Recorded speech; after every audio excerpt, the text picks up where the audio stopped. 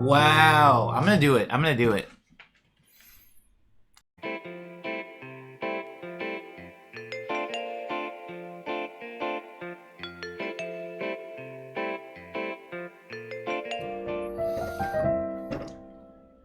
I'm sorry.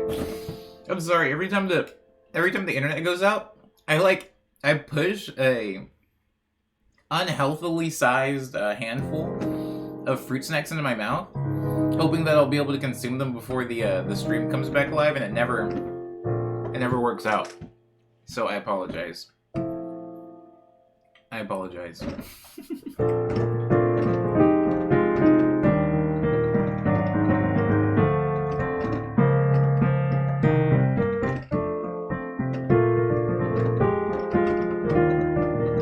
Oh crap! My album comes out tomorrow.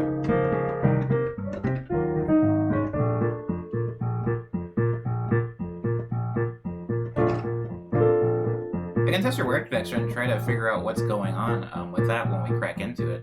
Not exactly the most straightforward process without a physical tester, says Bernard. But you know me, I've got the techniques. Local tech wizard, Pernetic.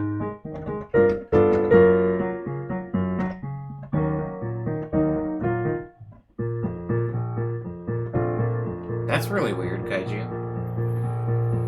I'm somehow both live and not live.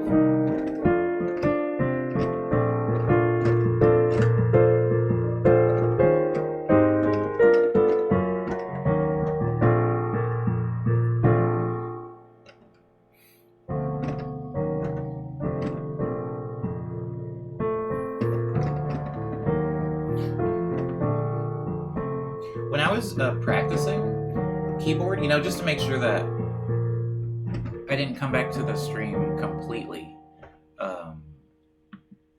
rested, like unable to do anything.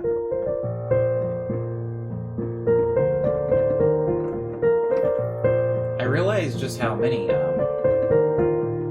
songs I have. Like it's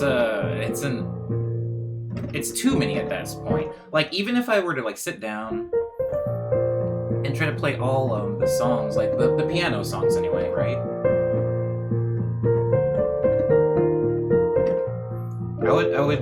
I would forget one, two at least.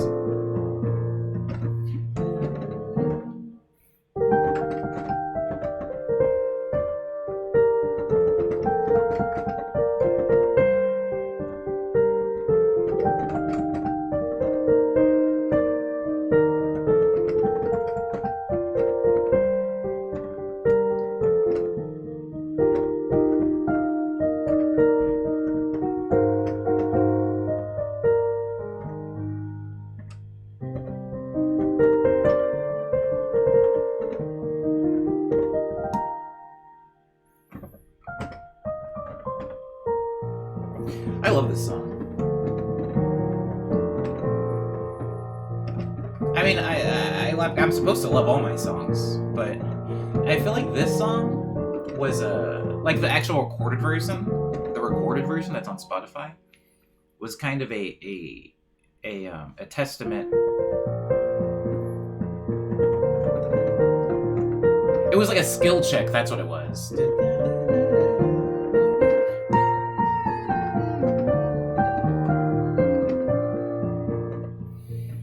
This song was like my avatar. This was my James Cameron's avatar, where it's like, I did the thing just to see if I could. And maybe the song isn't the best song in the world, but it is a song that I wouldn't have been able to write lyrically and produce, musically, a year, 2, 3 years prior. Because it's very pop. It's very pop structured, which is a thing that I struggle with. It's a thing I've always struggled with, actually, and I'm slowly, very, very slowly, getting better at that.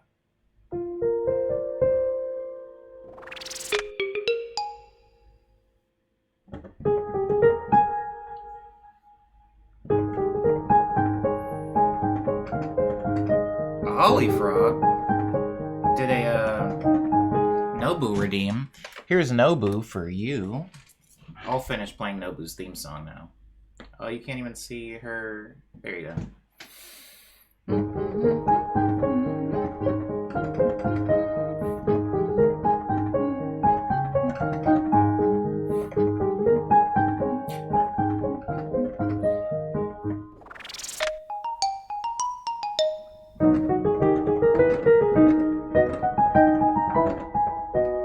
That's a Zia redeem.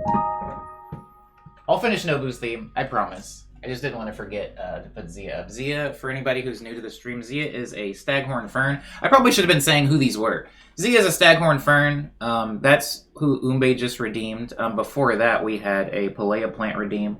The Palea plant's name is Nobu. And she's already on the keyboard.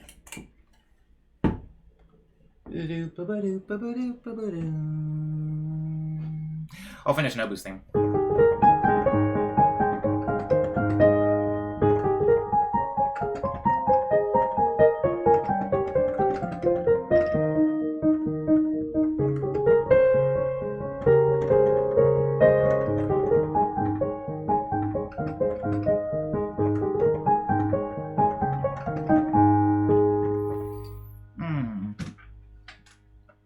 Now, Zia for Umbe. Thank you for redeeming the plants, guys. I'm gonna scroll up for a second because I did see a question that I was in the middle of reading right before a plant redeem. That was from... It was from... James says, do you find pop harder to find uniqueness within the genre, or why is pop more difficult? That's a Booba redeem. I'm going to answer your question as soon as I get through these plants, or else I'll get all gummed up. But that's a very good question. I'm going to finish Zia's theme, and then I will do Booba. Thank you, Donut Clown, for redeeming Booba.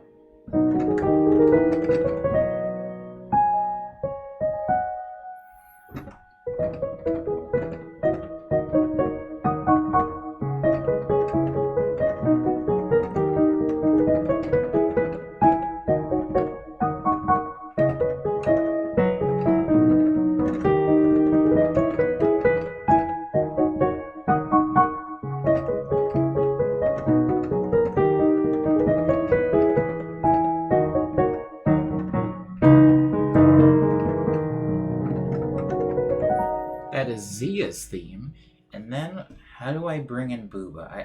Booba's shape is now so unwieldy that it's kind of weird to...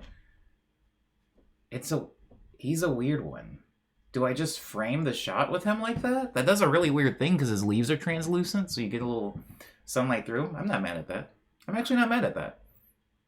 Before I get into Booba's theme song, though, I'm going to answer James' question really quickly. The challenge in writing pop music for me is that pop music has very little pageantry, and I'm all for pageantry. And when I say pageantry, I mean like extended intros, like long solos, thematic bridges, cinematic outros. Like pop is kind of like get to the lyrics now, introduce idea, verse, boom, get that verse out of here. Like sometimes there isn't even a pre-chorus or a post-chorus. Sometimes it's just like verse, chorus, bridge, maybe.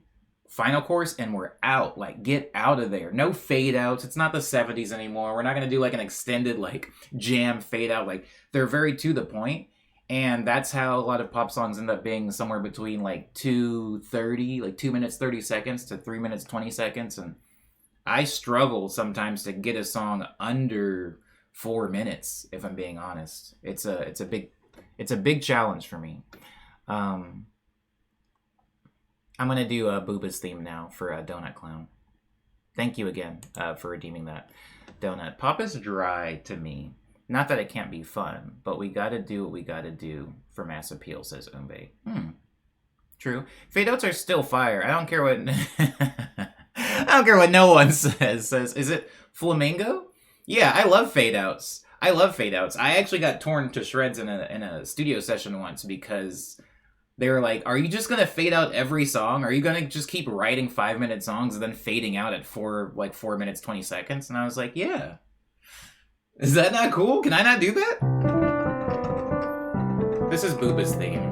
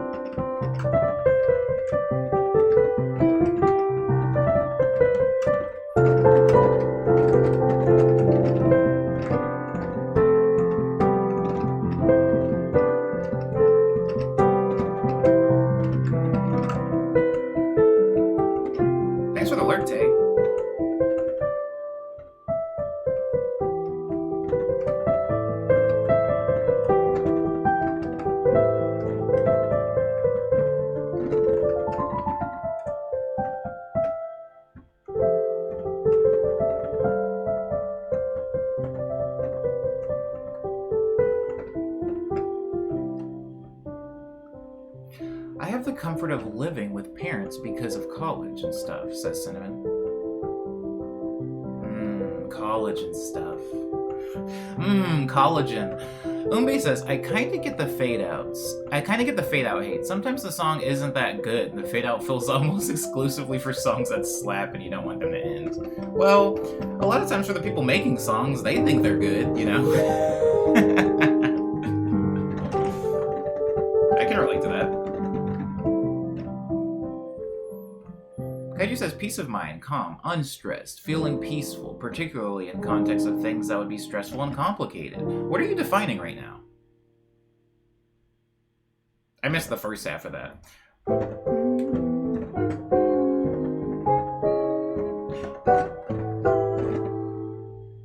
Oh, I forgot where that song went. That was my chord progression.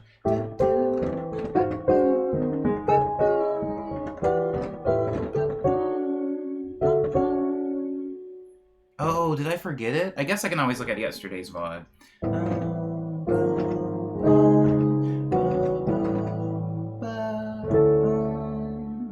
And then... That's not it, but close.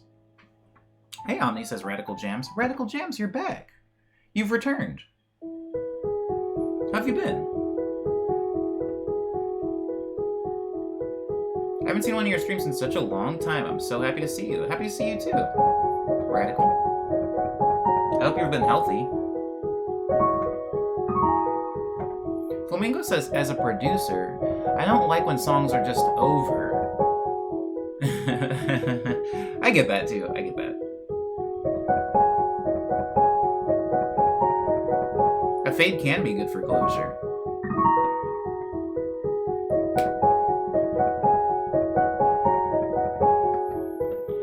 Yeah, I should elaborate on that thought, says Umbe. If you want to fade out, do it. But it's like 50-50. You can never really tell how good your song is. True, true.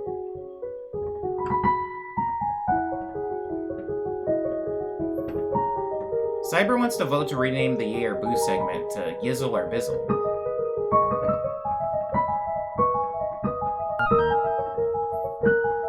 I don't even remember naming the Yay or Boo segment. I might have named it that just because the Yay sound command in the stream is so used.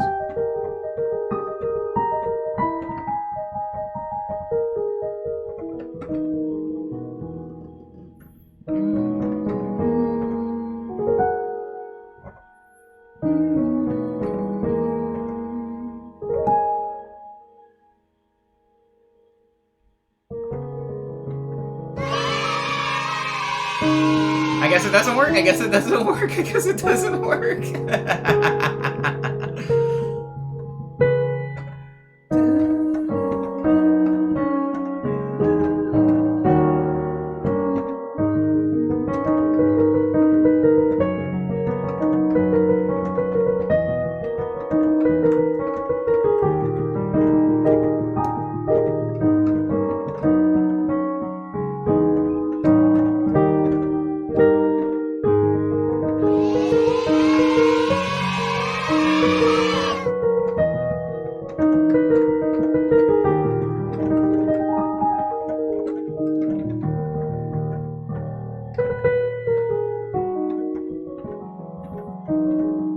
I wonder why there's a slight delay between the chat and the sound. It didn't do that before, right? No, it didn't do that, because before I was using Streamlabs, and now I'm using Stream Elements, which has like a different delay setup. I'm almost sure I can get rid of that delay. I think. Like, why wouldn't I be able to? But it's just in a different place than it was with Streamlabs.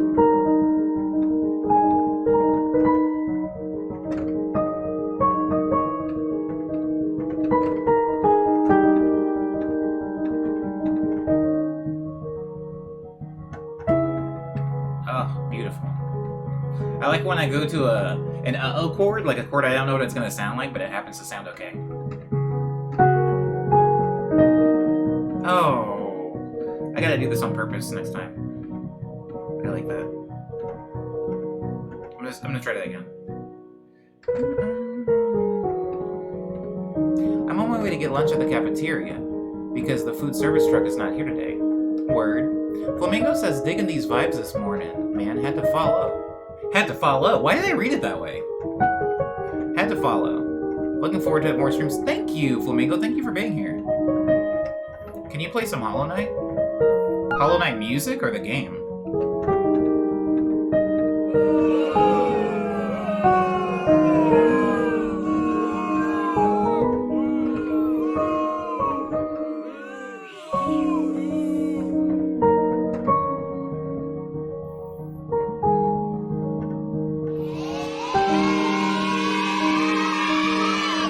What's up, Lex? Whenever I see your name, I always think of that I've said this before. I'm not even gonna say it because I've said it to you before. Never mind. Doesn't matter. Doesn't matter. Doesn't matter. The boo is so long. The boo is very long. Yeah, the boo is not meant to be used liberally, but it is there. It is there. The music in Hollow Knight is amazing. The music in Hollow Knight is amazing. You were talking about the music. I only play original music. I don't know if you remember that, Cinnamon, but I don't really play on original music. Every now and then, if there's a birthday in the stream, I'll play the happy birthday song, and that's like kind of as cover songy as I get. But I do love Hollow Knight, and I do love the music in that game. Very good music, very good game. Very good music, very good game. No need to apologize. You're good. You're good.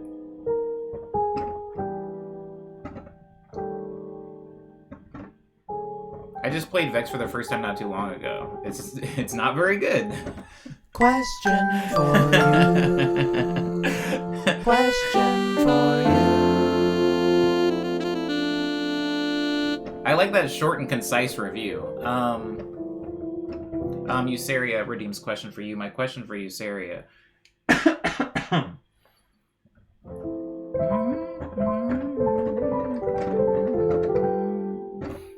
Since we were just talking about Hollow Knight, Eusaria, is there a game that you particularly like the music in? Like, you could see yourself just listening to the music from the game without even playing the game?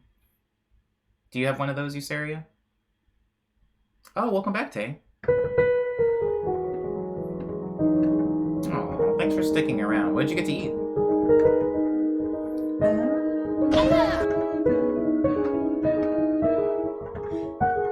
I've heard nothing but good things about Hollow Knight. Says Micro the Macro.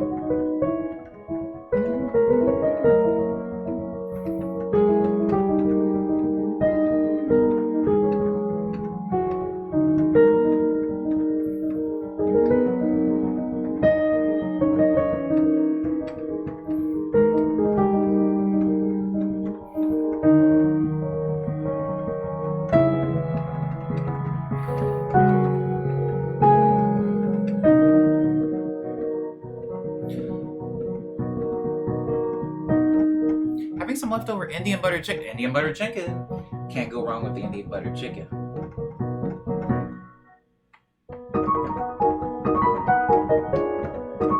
Eusaria finally gets around to answering my question. I'm joking. With Dragon Quest VII, I actually never got into the Dragon Quest games.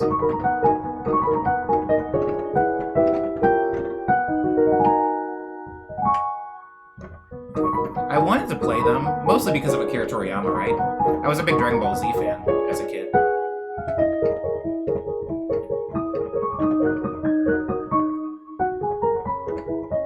I'm starting to get a little thirsty. Somebody help us me. Am I right, fellas? Boy, did I... Not on a Thursday. Oh, man. Tomorrow, though, for sure.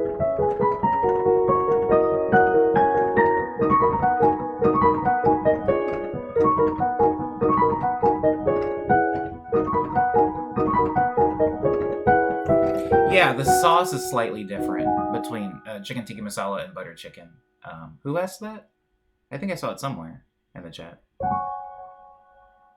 The sauce is different.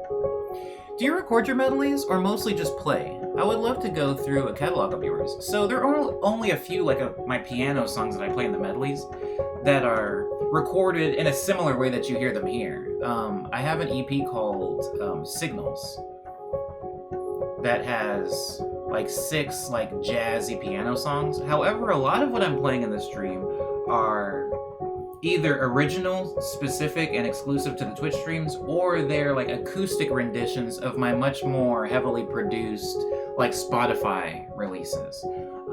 Earlier I was playing a song called Call It Love, which is a instrumental acoustic version of a song that I actually have out on Spotify now. But the piano version sounds a little bit different, right?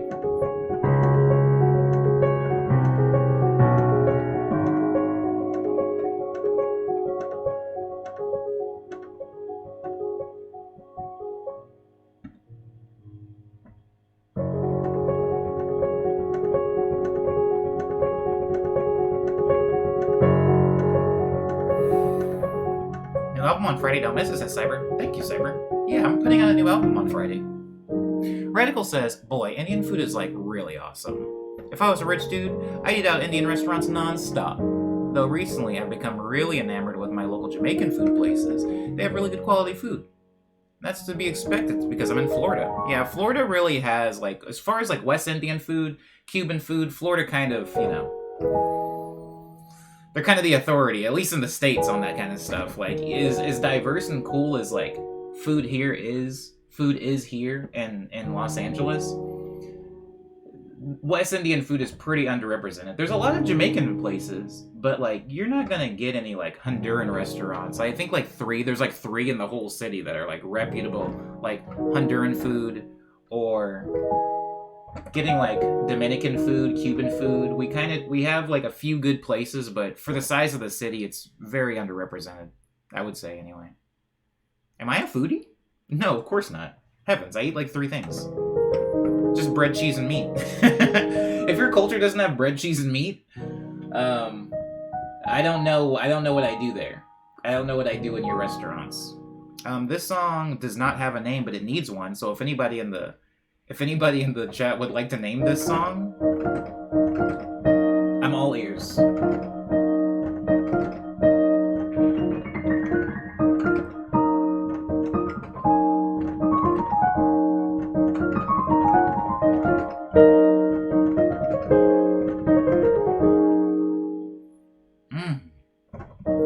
Omni loves French and Italian food, confirmed. Oh, you know it.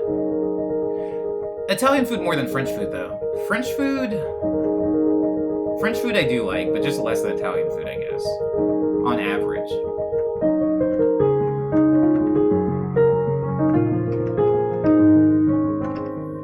Call it Tartarus? What's a Tartarus? Why does that sound familiar? Is that the thing that Doctor Who travels around in?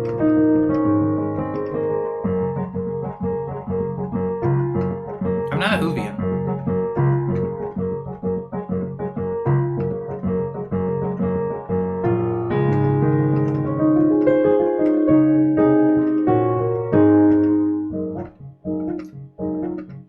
Speaking of Italian food, says Bernadette,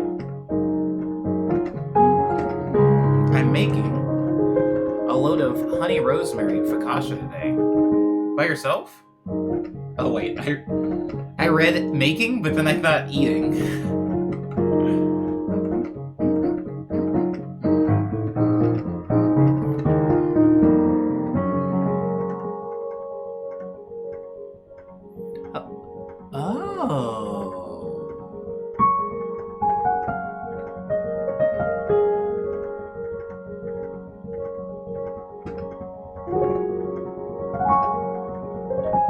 Hello, blonde babe. Welcome. Name this one Coast Starlight. The Coast Starlight is really close to my heart. For anybody that doesn't know, the Coast Starlight is the name of the train, the Amtrak line, that goes up from Los Angeles to Seattle.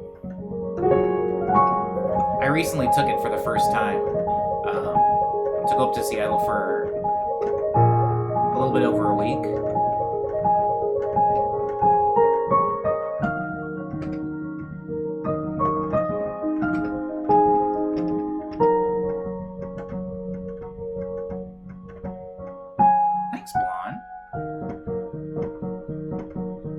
Flamingo says, yeah, I'm with Timberland's Beat Club. Always looking to build with new talented people.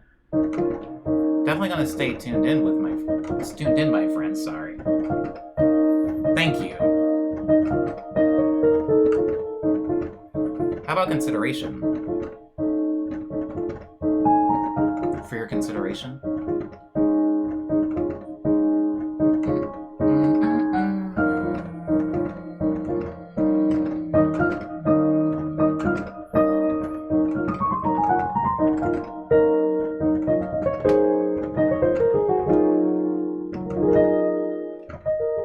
My man looking angelic now. It's the white sweater. Yeah, and it probably is the sunlight. I'm from Seattle. The starlight is chill, just expensive. Tell me about it. It will be a little while before I take that train ride again. Was it worth it? It was worth it in that I had never experienced that before, and I love trains, so I needed to do that. So yeah, it was worth it. But if I'm traveling to Seattle often and I'm not just afraid of planes, it's not worth the amount of money. Well, for the way whoa. What do you call it when you take a train, right? Like, if it's like, oh, I always fly blank. I always fly coach. I always fly red eyes. What do you call it when you do the train? Is it like, I always train? Is train a verb in that way? I always roll. I always travel coach when I go on Amtrak, and this time I got a room, so it was pretty pricey. But if you took a coach train up to Seattle, it's actually not that expensive, but who wants to sit on basically a very comfortable bus seat? I know, for 34 hours. Who wants to do that? I always choo-choo first class. That is what it is. Thank you, Danny. I always roll down the tracks on Starline. I'm a little train boy. Question. I always steam engine it? Who did that? Question for you. My question for Tay, since we were just talking about choo-chooing first class. Tay, what is the thing that you you're willing to spend a premium on? You would even not recommend spending this much money on the thing that you buy, but you're like, if I'm going to be getting eggs, I always have to get these ones. If I'm going to be putting gas in my car, I do shill a little extra out for the premium. What's that for you, Tay? Remember that Japanese show, Train Man? I don't think, Cyber. Radical says, as the youngsters say, Omni has a lot of Riz. Uh-oh. Uh-oh. First time Riz has been mentioned in this chat. It's season 5. It's season 5. We're over 500 episodes in. It was bound to happen. Something I appreciate about you, Omni, is that you have a distinct style of dress. Only in this stream. When I'm not in the stream, I'm just wearing boxers and hockey jerseys. Is that you have a distinct style of dress. And, and you got pushed out of my view in chat. And you set your own trend and fashion. I see you and want to dress like you, even though I know I could never pull... You can definitely pull this off. Radical, I just dressed like a preppy kid in a 90s high school drama. Do you have a button-up? Do you have a sweater? Do you have a watch? Do you have a... Oh, I guess there's the bow ties, too. No, I see what you mean. But you could definitely do it. You could definitely do it. You just might regret it after you did it.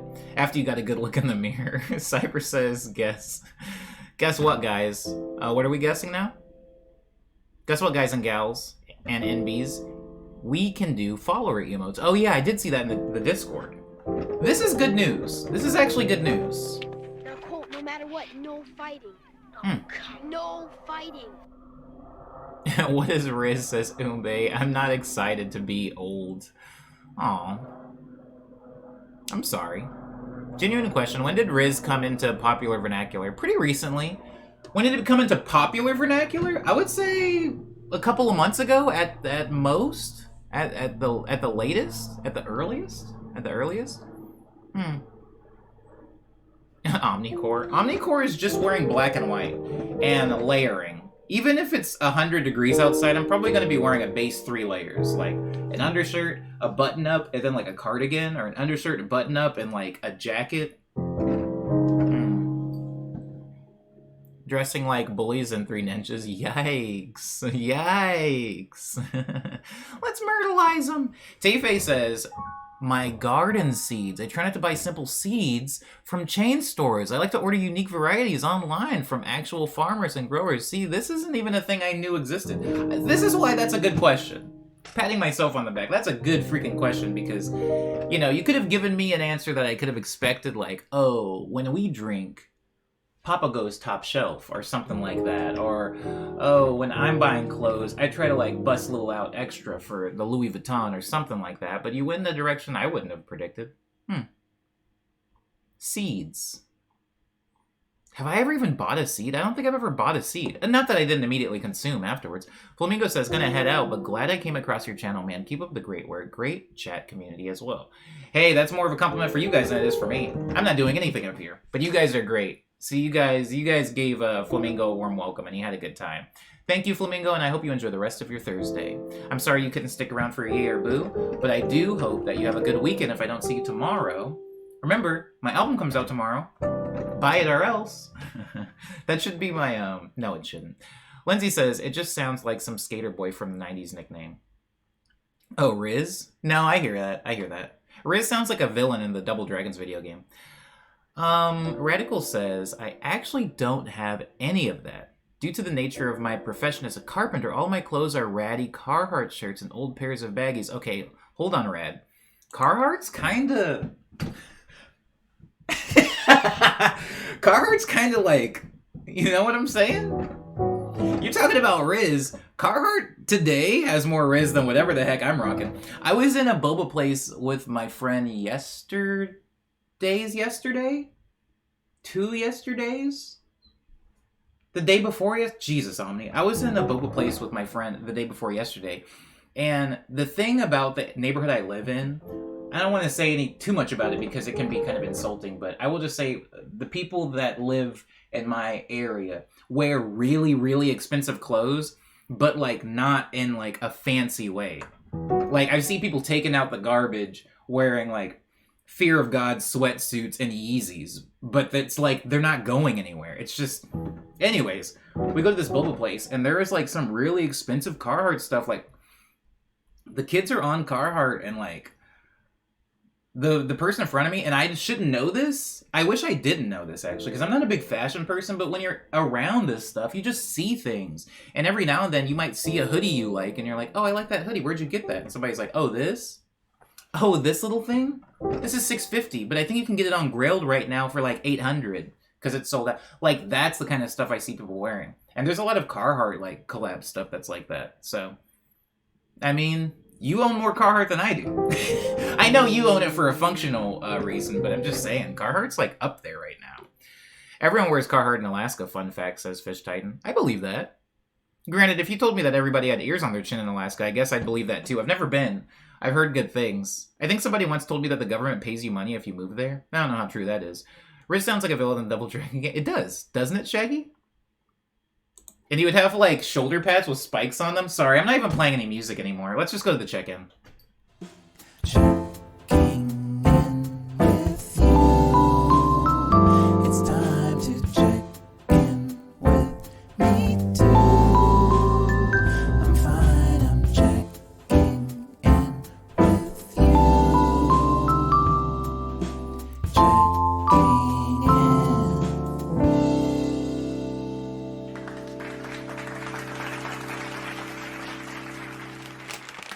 Oh, ooh, who did that clap? Clean, clean, nice, nice, nice. You didn't miss a beat. Didn't miss a beat. Anyways, welcome to the check-in, guys. If you're newer to the stream, this is where I check in on everybody's yesterday and this morning. If you're like on the East Coast, since I missed it. How you been? What's going on? My check-in is going to be a little short, disastrous, but quick. Basically, yesterday I finished the stream. We raided into Soups. I was in Soups' chat for a while. Soups drew a cup of boba for me, and then And then I had a meeting immediately after that, but I didn't break down any of my stream stuff. Again, my meeting happens in the corner over there, so they could see all of this stuff over here and there. I'm like, what's going on? You moving? And I was like, what? No. I'm streaming. I'm back, baby. I finished the meeting. I left my home. Crap, what the heck was I working on? I left my home and I was working on something. Then I dropped off some stuff in Pasadena. I came home really quick, made some pasta, ate my pasta, got a really bad stomachache, and then, like, blacked out. Oh! I was robot. Okay. Yesterday, sorry, I'm putting the snacks away. Yesterday, every now and then,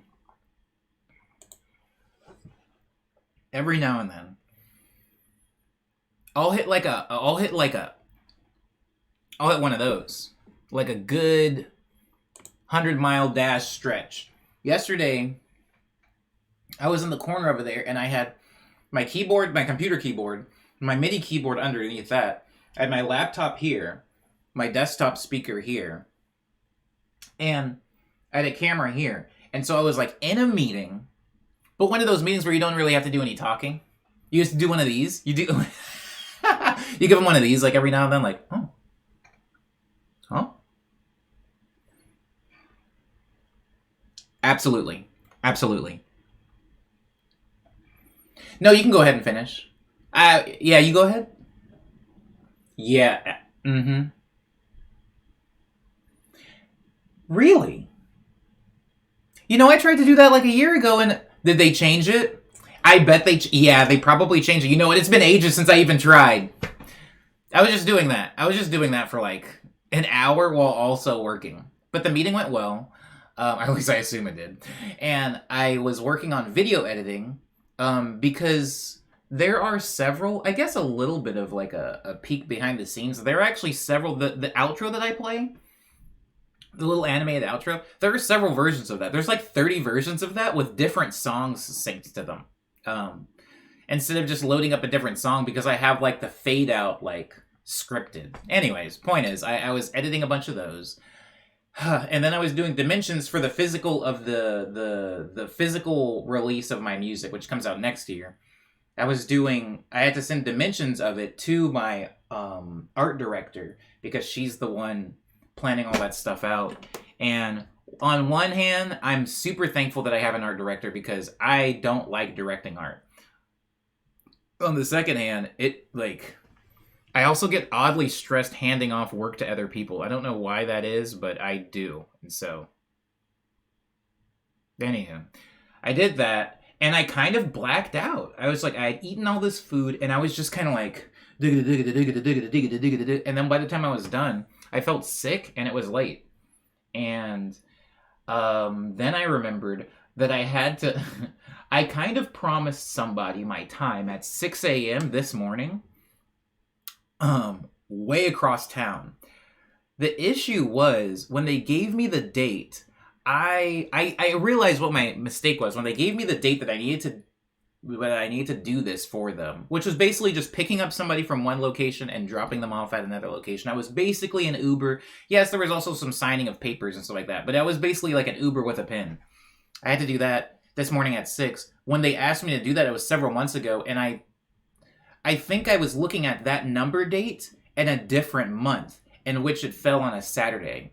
But then I got the alarm for it, and I was like, oh, I need to be on the complete opposite side of Los Angeles in 45 minutes. So I got dressed in a hurry, ate a piece of bread, and then ran out there, did that, and then ran into traffic coming back this way because it's Los Angeles and everybody's heading this way. And then I barely got here in enough time to start the stream and load in all the Yay or Boo stuff. And that is my check-in. Very chaotic, but I'm alive and well. Now to get through everybody else's lovely check-ins, I'm assuming. Ume says I got pretty good at sleeping while setting up a webcam for those meetings. Oh, don't do that. I say and I'm joking mostly. I know what they were talking about, and the meeting was really important to me. It benefited. They were talking about things that kind of benefit me and them, but also benefit me. And it was a good, fine meeting. I just think, I think in a lot of business stuff, my creative input is my music and not my ideas. Like, and so when there's meetings, it's all like, what am I gonna say? I could better be replaced by like an image of a keyboard where I'm just hitting chords and I'm like, this work? Can I get yay or nays in the chat? Kaiju says, check in. I hate dealing with referrals and medical providers. I just need to get these appointments and tests done. Stop tripping me up at every turn with, we don't have your paperwork. You have to call these 4 different numbers and you won't answer you. Or know you, or even know who you are either. Yeah. I've only been in that a few times as an adult, but it is very stressful. The medical thing here is always kind of a nightmare. Had a good birthday dinner for my ma. Happy birthday, Ma.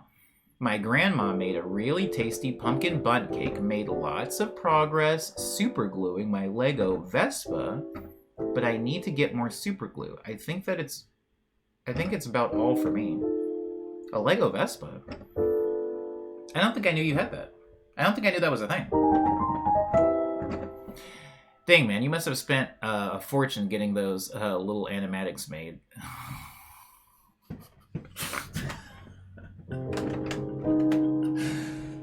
Cyber. Thank you. Oh, Christ.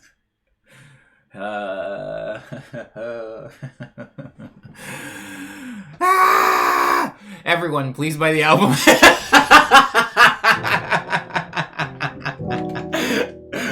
Omni's trying to recoup. Okay. Euseria says, Omni, it just occurred to me that you do well with those POV TikToks.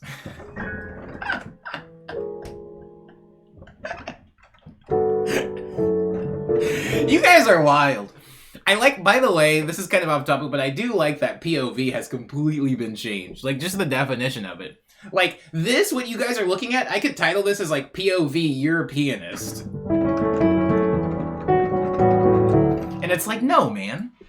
No, that's not what POV means. This, POV is this. This is like POV, you're looking out of Omni's bedroom. That's what POV means. I don't know where we got so lost. I don't know how we got so lost on the definition of what POV means, but TikTok is on another level with it.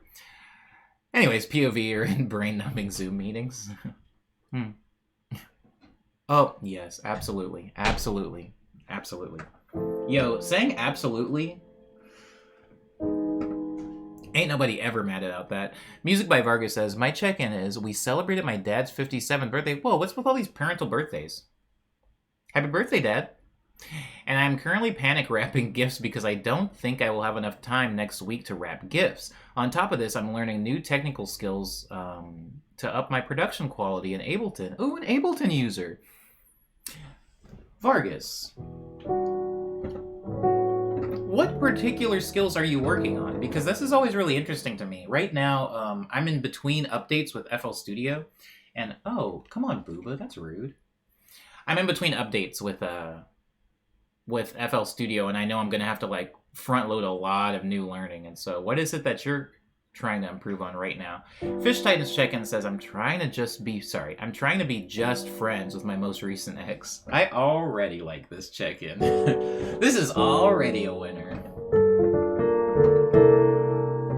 Friends.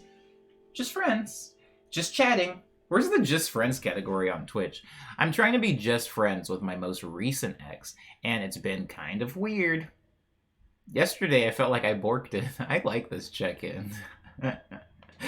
I like this check-in when I talked to her about her new nickname, but she assured me that it was fine by the end of the night. Other than that, I had depression nap and got less work and adulting done than I wanted to, but I did play some Mario Kart and hang out with my friends in voice chat. That's pretty cool. I mean, at least you have, like, you got, like, a crew. You've got a crew, and your crew has a game. Every time I look at people play Mario Kart, I kind of wish that I was good at the game. Mario Kart and Smash kind of left me in the dust. Like, the meta in those games and, like, the things you kind of have to be able to do, like, drifting and Mario Kart became a thing after I stopped playing Mario Kart.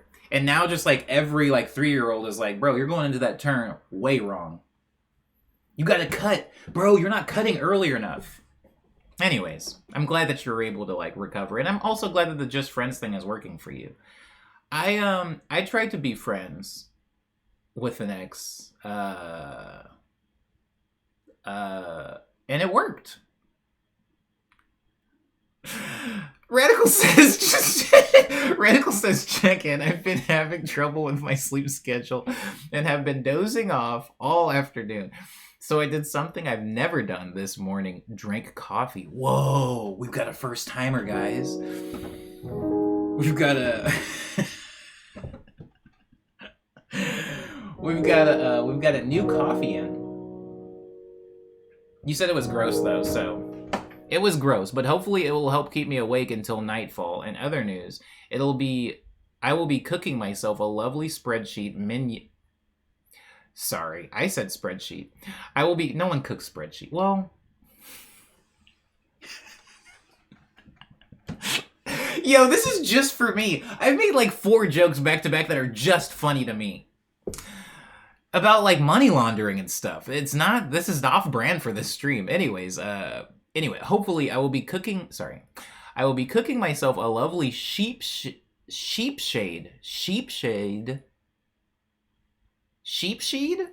Is this an Irish thing?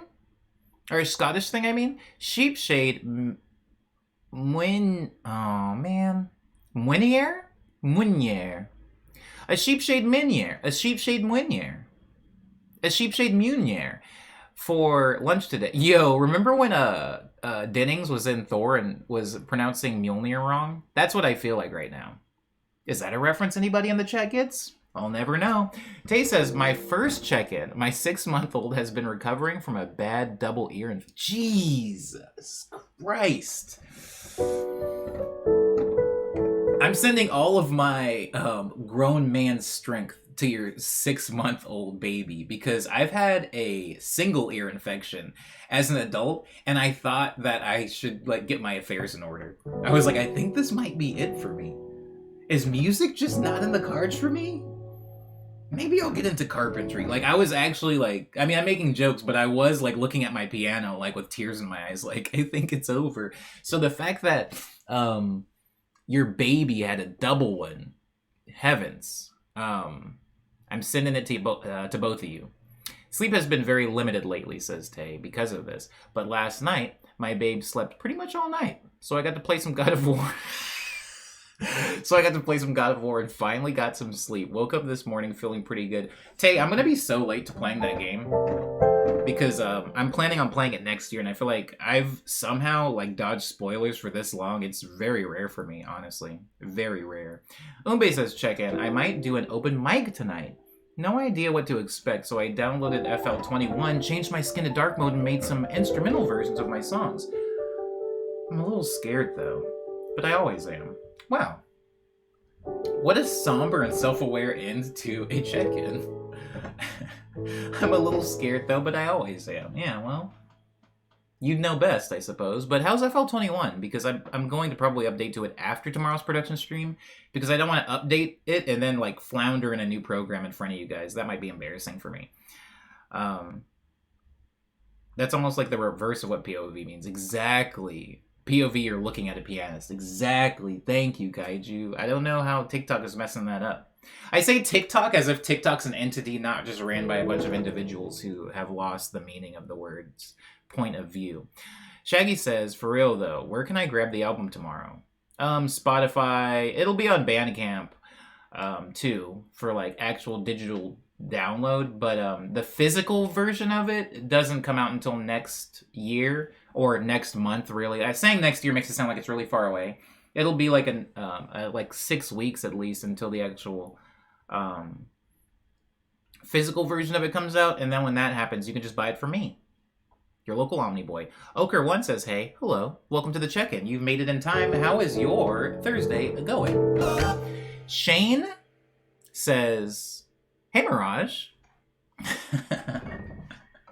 How goes it?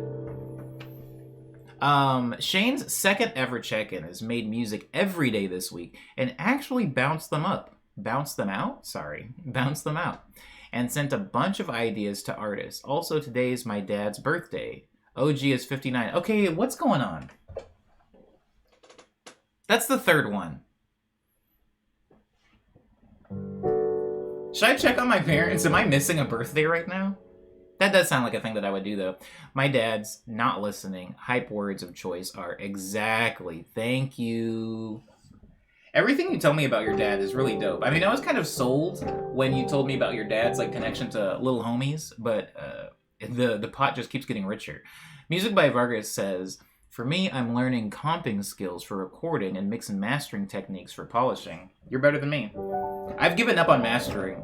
Mixing, I'm still in on, but like, I used to master all my own music, and recently I had somebody else master it, and I was like, this is way better than I'll ever do. I'm never doing this again. Screw this. And I gave up, so power to you for, more power to you for sticking with it. I appreciate that. I appreciate that somebody's doing it. Check-in from Titanium says, attended a Q&A Zoom session for the company I make stems for, and finally got some clarifications on what I should be making for the job. It's a lot simpler than I was making it out to be. That's mad cool because your boy was stressed about it for a second. I remember, you know, it was kind of unclear. I was in your streams and you were talking about how unclear it was on what they wanted.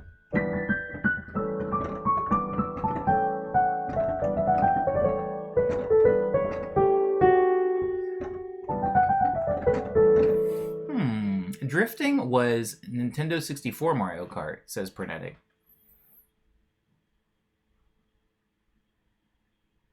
Wipe that from the VOD. Can we wipe that from the VOD? What I said earlier? Shaggy says, yeah, drifting in Mario Kart became a meta in Double Dash. Okay, cool. Reinstituted in the VOD. Don't delete the VOD. I remember you could do it in Mario Kart 64, but it didn't feel mandatory. Like now, like before in Mario Kart 64, you could play the game without knowing how to drift. Like if you don't know how to drift now, you can't play Mario Kart anymore. Like it's not a thing you can do. Like as far as I'm concerned, you can't play the game. When did you stop playing Mario Kart on SNES? Oh, y'all roasted me now. Fish Titan says, I'm good at regular Mario Kart mode, but my friend absolutely beat me when we were doing online multiplayer the other day. Anytime I ever think I'm good at anything, I don't play it online because someone's going to beat me.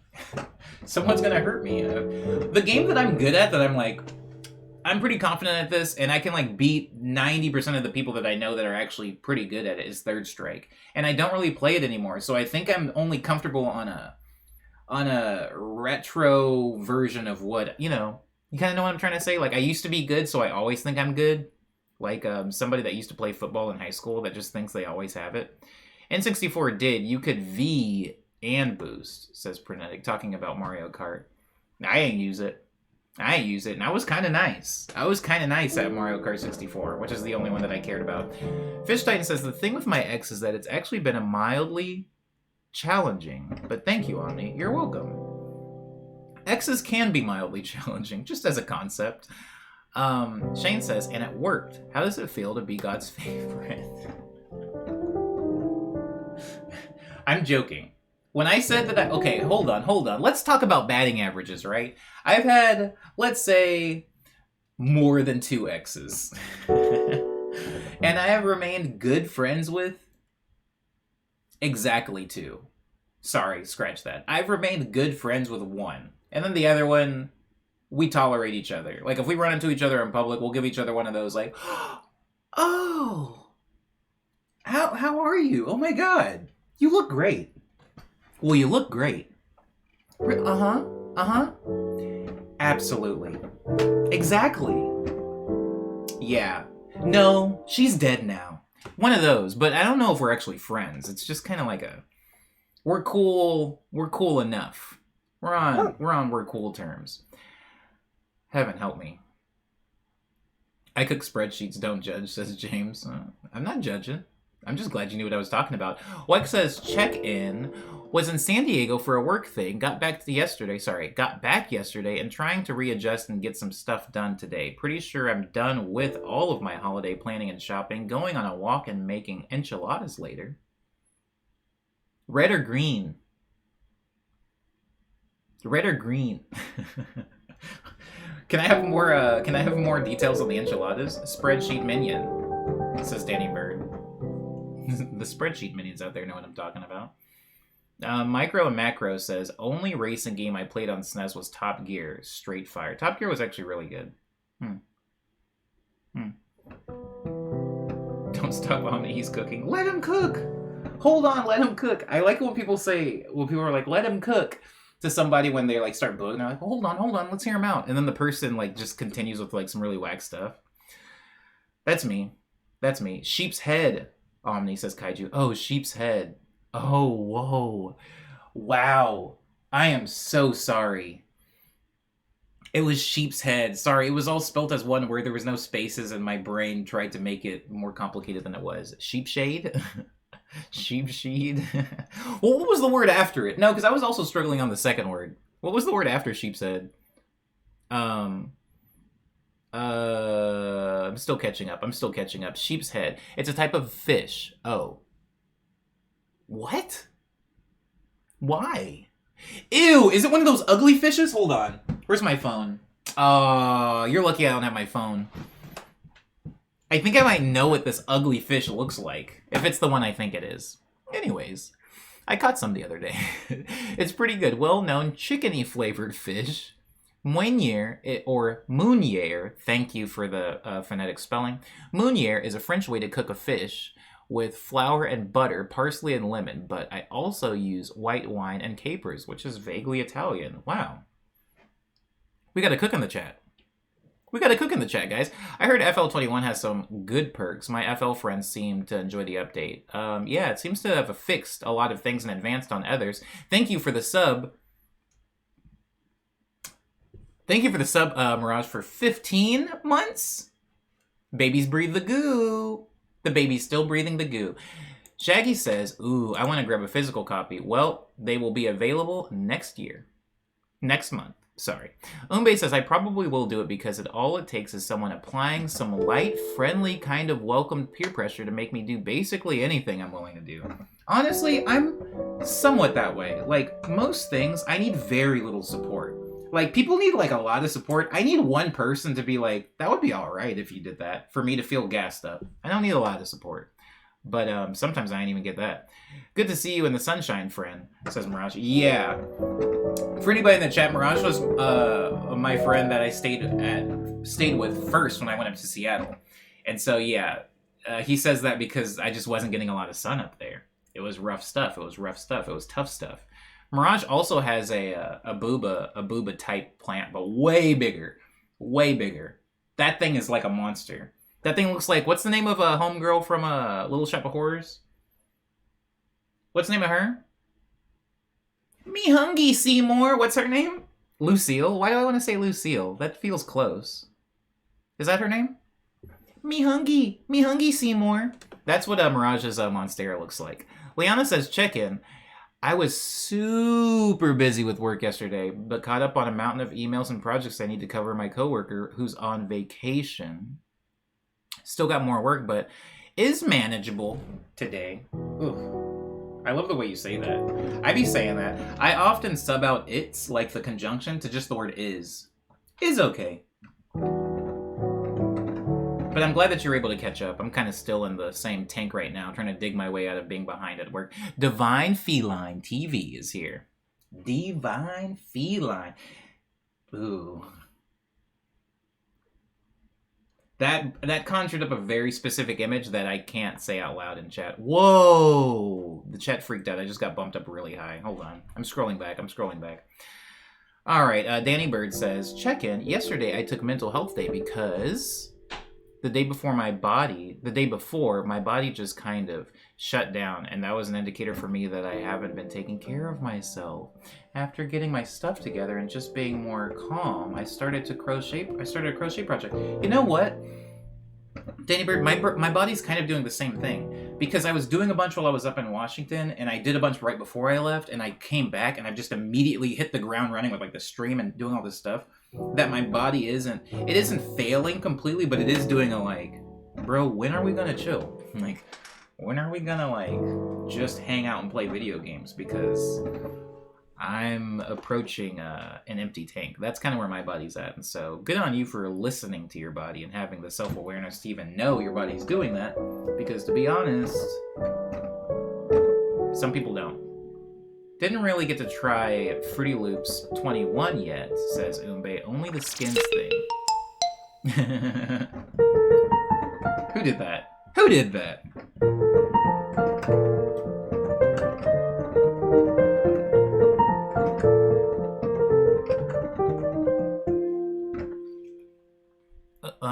Oh, did I reach the bottom? No, I didn't reach the bottom. God dang it. My chat just jumps around so much. The second I get my stuff mastered consistently, I'm throwing on the towel and also never doing it again. Glad to be trained in audio engineering, though, since it helps with communication. I bet it does, right? Especially if you're communicating with another audio engineer. How much you want to bet I can throw this football over them mountains, says Liana, making a reference I do not get. For real, you basically need drift to beat double dash, says Micro Macro. Yeah, that's how I feel playing it. Maybe it's not true. Kaiju says, I'm assuring no one is actually dead, just dead to Omni. Oh! I don't know who, though. Quite a few people are dead to me. They're all very cute, though, I can assure you. Let Him Cook reminds me of Let Me Land.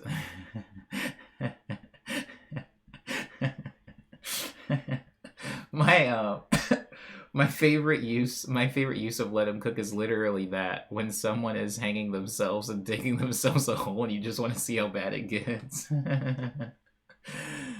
Yeah.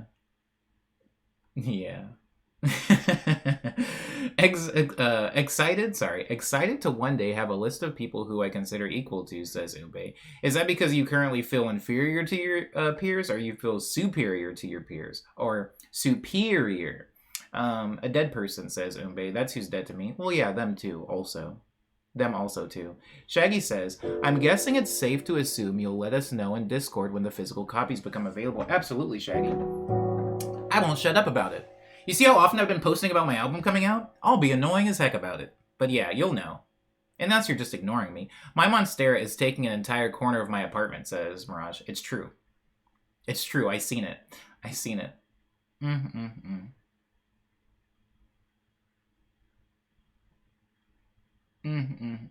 It's horrible. Good morning, everyone, says Amiibo. Welcome, Amiibo. Welcome. I hope you've been well. I hope you're getting sun where you are.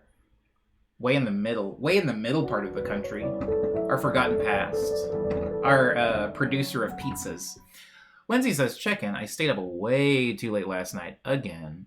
But I finished all my Christmas shopping. Today I'm gonna bake a bunch of stuff so I can send some to my dad when I mail his present tomorrow.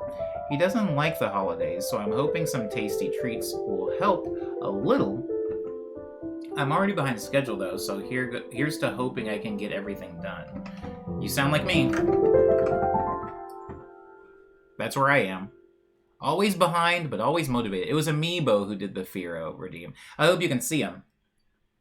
We didn't miss the plant, Amiibo, or maybe we did. The stream has died a few times. I don't know if that reset the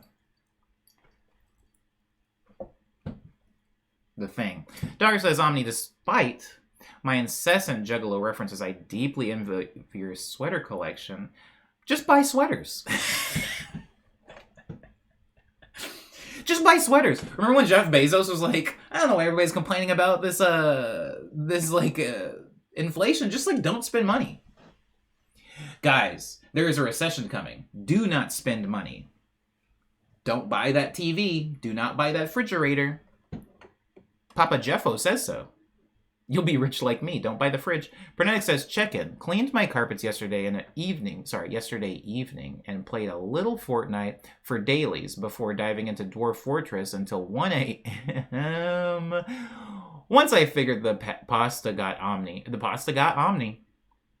It did. One of my dwarves created a woodworked artifact, which I put up and display. Very cool.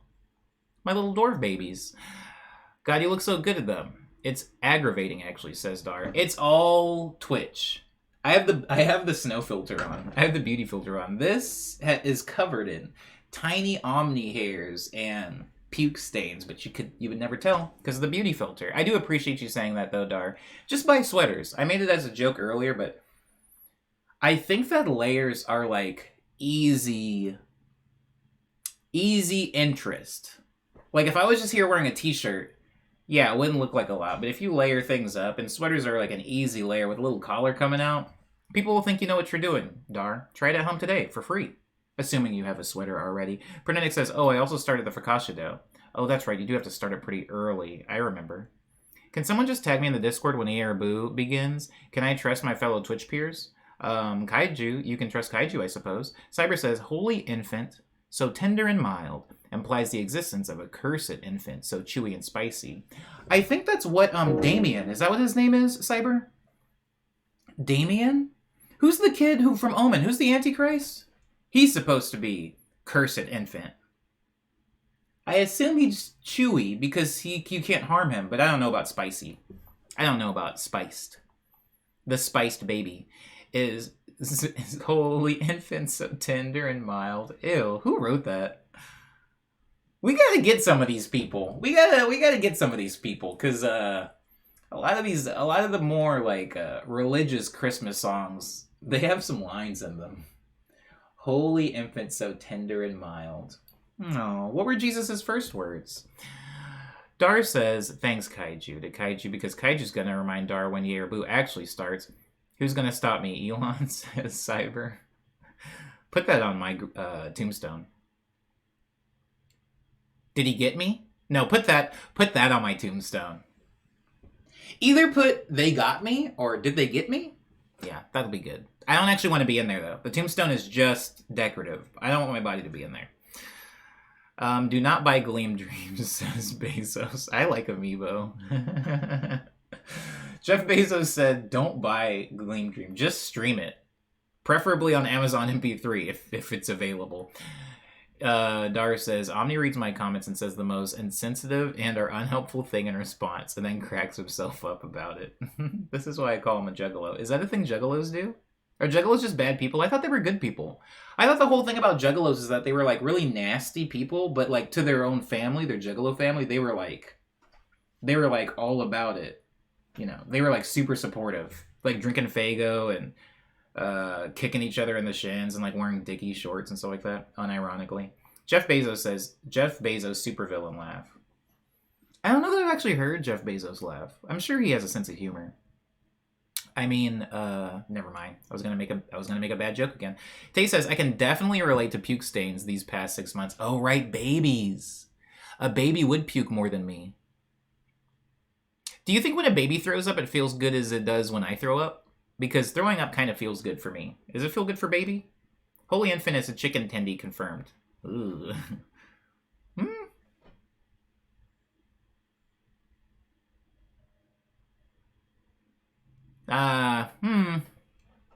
Holy infant. I have one sweater and it's not here, says Dar. That's a shame. Damien confirms Amiibo Collective. Yeah, Damien confirms Cyber. He's the chewy boy. Harry Potter and the Spiced Baby. I'd play it. I'd read it. I'd watch it. I guess Harry Potter kind of is the Spiced Baby. The one who lived. I like to imagine a lot of old songs actually kind of sucked at the time, but they survived the longest, so we know them. I mean, that's half right? Like, I feel like the selection process of what gets to... We kind of talked about this a couple of streams ago, like what gets to last.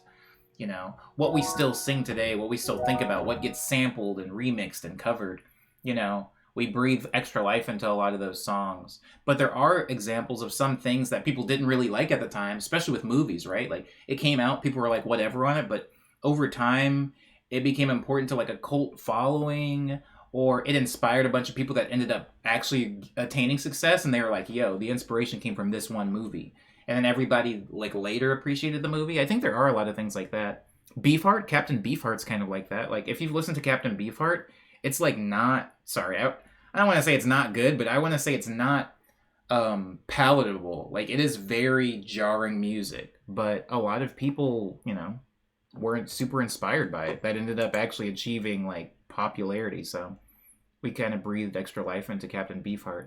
Check-in from Cyber says, I'm driving back from the office and desk, and I think I'm going to be building a couch today.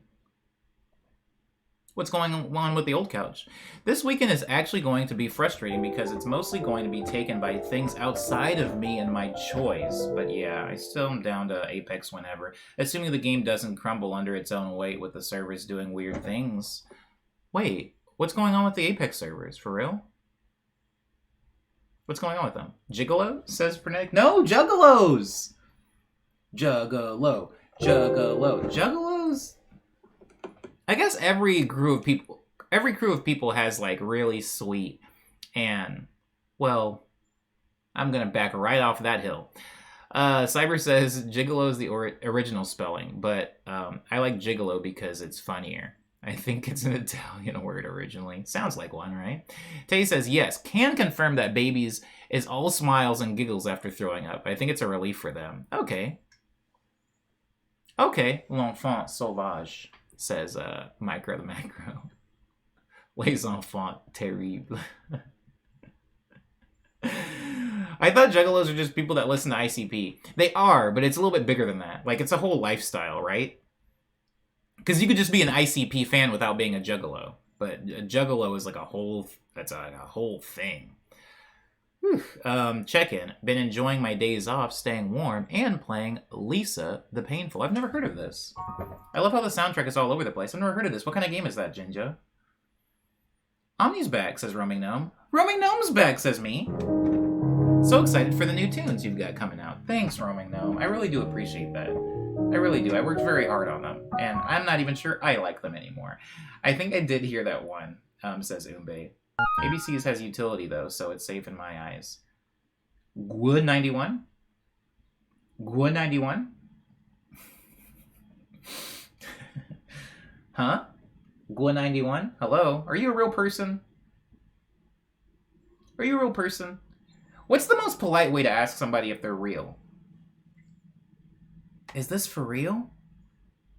Am I dreaming? Is any of this real or not? I miss Haley Joel Osment. Is he okay? Not real, says Gua99. What does GW stand for? GW. I'm sorry I did that. Anyways, what does GW stand for? Take out my Kingdom Hearts reference. Aww. Garrett Williams. Ooh, you know why I like that name? Because there are 2 sets of double letters in it. Ugh. Alliteration and, like, double letters and words, like, do something very, very cool to my brain. That's how you ask if they're real. Are you real? Are you for real? Is this for real? I'm sorry. I'm making myself laugh again.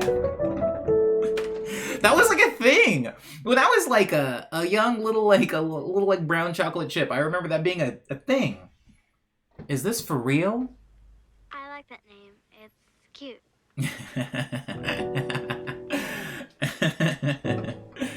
Thank you, Amiibo. It's true. Garrett Williams is a cool name. Like, asking somebody, like, if you were, like, dating somebody and being like, is this for real? Are you for real?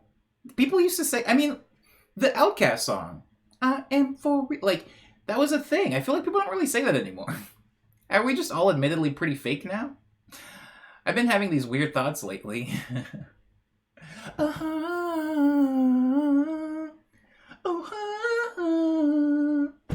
That's 2. That's Passion. Wrong about it, can show me that.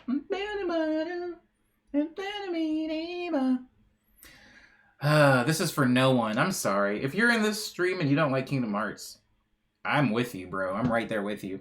I made the mistake of replying to a tweet about Kingdom Hearts. Somebody was like, it was Jedwill. It was like, oh, I wish there was more like Chain of Memory stuff, and I was like, yeah, it was pretty good. And then somebody replied to that tweet with like a kind of like take, and I replied with like my fingers felt gross and grimy. I was like, ew, I'm like saying Kingdom Hearts stuff because I like know a lot about that game, and I was like, well, at this chapter of 358, like actually, and read Chain of Memories. Like, ew, gross. There's no cool, dignified way to, like, argue Kingdom Hearts lore because that series is such a nightmare.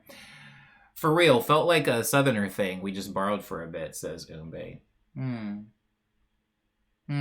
No, that is for me, says Tay, who likes Kingdom Hearts. All right. The kids are BFFR nowadays, says Donut Clown. The kids say BFFR nowadays. Yeah. True, true, true, true. I mean, I have adopted the FR acronym occasionally when in text. I'll say FRFR. I never use BFFR, but I'll use like FRFR a lot. Anyways, is any of this real or not? Yo, like Square knows how to make things look good and sound good. Sometimes it doesn't play good, but man, do they know how to present an idea, bro. Tay says it's a wonderful nightmare. A confusing, infuriating, beautiful nightmare. Yeah. As somebody who has played all the Kingdom Hearts games, including Coded and the smartphone one, including all of that stuff, Unity and Coded, like as somebody who's been like waist deep in the cesspool that is Kingdom Hearts lore, it is a good series in that it's fun to care about and to play, but it's so hard to explain to anybody why it's good and what the heck is going on. Read Chain of Memories is underrated in my opinion. OG Chain of Memories was my first Kingdom Hearts. That was your first Kingdom Hearts game and you kept playing? I love Chain of Memories, but like at that point I was already like subscribed. Kingdom Hearts game, and Reed just gave the fans who complained about it the proper Kingdom Hearts experience with that entry. I agree with this, actually. That's a good take. That's a solid, like, squeaky clean take. Lindsay says, Omni, I just remember I had a dream you said the S word and casually, and I didn't realize until like 10 minutes later. Why am I saying bad words in your dream? Or is the S word Sora? Still confused about that decision to make the Little Mermaid section in a musical Kingdom Hearts 2, says Jinjo. I appreciate it. I think it's confusing too, but I appreciate it. Didn't get the PlayStation 2 until a few years later, says Micro Macro. Oh, you were like me with the PS3. I actually never owned a PS3. I skipped it. So there's a lot of games that I missed out on. I had a PS2 and I jumped to the PS4. So there's a lot of things that I have to either play that got remastered for the PS4 or are backwards compatible or like downloaded on the PSN. Like I actually, yeah, I never had any PS3 games. You never dream about things that wouldn't or shouldn't happen, says Umbe. Me? If that's a question for me, no.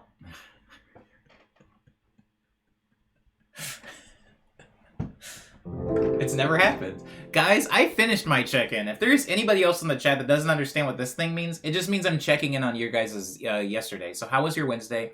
You can tell me. However, in the interest of time, I'm going to move on to the next segment of the stream. But you can still give me this. You can still give me your check-in because the next segment of the stream is going to be kind of a lot. It's going to be kind of a lot, especially if it's your first time here. So without further ado, pausing actually, with a little bit of ado, I'm going to read a few chat comments to get to the bottom before I launch Yay or Boo. Tay says, I think 358/2 is best of the series, and so... Oh. Tay, don't make me do this. Don't make me talk about Kingdom Hearts in this stream. This is not a Kingdom Hearts stream, but that is a very good take, and that's the take I have. That's my take. Have you been reading my journal? I've got like 20 entries just on that game. I'm joking, but I'm serious. 358/2 is probably the most... Aw, see... It's the good one. It's the one that is the most, like, pointed. It's the one that is most story-driven, where you're not having to deal with, like, Donald and Goofy coming in to make it, like, a joke. Like, it's the one that's, like, about real stuff, and it's freaking sad. And not in a, like, saccharine way. It's, like, sad and, like, crap, man. People are getting, like, screwed up in this game. Like, people are getting, like, permanently uh-oh'd in this game. Anyways... the best of the series. It's so looked over, but I am very partial to Shion and Roxas. My best friend in high school looked like him. And looked a lot... You know who Roxas looks like to me? He looks like Zac Efron. Sorry, my high school looked like him. And I looked like Shion back then. Sadly, he passed away. So I got a Pow Pow fruit as a memorial tattoo for him. That's really sweet. Also, condolences. But that's also really sweet that you had that. And that you have a Pow Poo fruit tattoo. I wish I had somebody that I could share a Pow Poo fruit with. Sorry. Can we take that out of the VOD? Can we take that last gross thing I said out of the VOD? I don't want that. I don't want that. I don't want that up permanently. Micro Macro says Kingdom Hearts 2 was the first proper one I played. Chain of Memories took me years to complete thanks to 4th Riku fight. I don't even know how you played that confusing game without playing the first one. Like, that game must have just been, like, narrative nonsense. Dang, man, I was going to say something and now I can't remember, says Cyber. It was on the precipice of my mind. That's me all the time, and I can't conjure the words. So many controversial takes. Welcome back, Dara. You're back just in time. We're getting ready to go into Yearaboo. We're getting ready to go into Yearaboo. Welcome back, everybody. My most memorable Yearaboo is the video of the guy reviewing the popcorn, saying, "What is going on here? Can anybody tell me what is going on here? Can anyone tell me?" Can we have a Kingdom Hearts stream later, though? We can schedule one so that I can get all my stupid, like, lore takes out and then never have to bother these fine chatters with them again. Jesus says, you don't have Goofy going, oh, now I remember. Then giving exposition, yeah. 358 and Birth by Sleep are, like, the... I'm not going to say they're the best Kingdom Hearts games, but they're the Kingdom Hearts games that feel most like just solid stories that are serious and the stakes are high. And the rest of the Kingdom Hearts games kind of feel like, oh, Sebastian from Little Mermaid wants me to go collect seashells. Come on, Donald. Like, that's what the rest of the games feel like. But then Birth by Sleep and 358 are like, where's my friend? Where did he go? Oh, crap, is he dead? Oh my god, are they going to kill me too? Like, that's what those games feel like. They're good. They're good games. Roxas is the only character in the Kingdom Hearts universe. Xion is a close second. Thank you, Parental, for adding me. Oh, word up. You did get tagged. Dar has a pretty good take. Controversial, but pretty good. But yeah. As somebody, I'm a Kingdom Hearts fan, so I'm not really crapping on the series. I'm just saying that when Kingdom Hearts gets really serious and high-stakey and kind of dark is when I'm having the most fun. And that is the minority of the time. Omni's Kingdom Hearts name would be Mixno? Yuck, I don't like that one. Alright. Chicken kebab salad. Dang, Donut Clown remembers chicken kebab salad? Jesus Christ, don't dilly-dally, it's your big finale.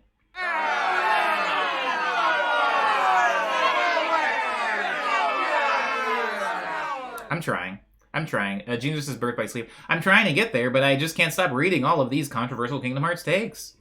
Birth by Sleep is legit my favorite. I remember constantly watching the trailer, waiting for the game to release. I agree. I agree with this take. This is good. Okay, I need to log off, says Cyber. Back to the office. I wanted to see Yearaboo intro, but I'll catch the VOD. Alright, I'm sorry, Cyber. I was trying to get there. I was racing. Micro Macro says, bro, I had to relearn the whole system. Once you learn useless 0-numbered cards are actually the best in the game because they break combos, you just get good. Yeah, Chain of Memories, I learned that pretty early on. Like, the battle system is card-based, but 0 cards are the trump card. Anything could interrupt them because they're the lowest number. They're like an ace. Anything can kill them, but they can also kill anything else. The game becomes very... Well, it becomes a card game. I don't know how else to describe that. It becomes mostly a card game. No more, and I have no more Kingdom Hearts takes for today. I gotta go to work now, says Danny Bird. See y'all later. Goodbye, Danny Bird. I hope you enjoy the rest of your Thursday. Now we're going to go to Yearaboo. I'll explain the rules once we get into the segment, but if you have a check-in still, you can still type in. I still will read it. We're just not going to be in the check-in anymore because I've completed mine and completed, I think, the majority of the people's in the chat. I think. Time to review.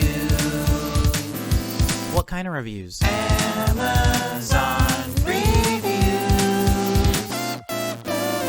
Then we'll have to choose. Yay or boo.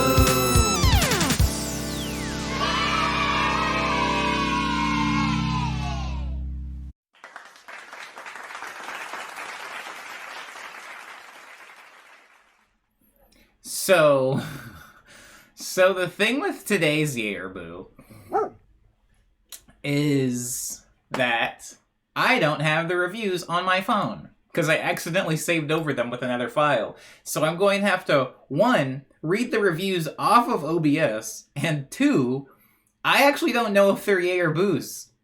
I will be learning with you guys now, because I saved these into OBS literally when I was at Pernetic's place like a week ago, and I accidentally deleted them. So I'll be learning right along with you guys.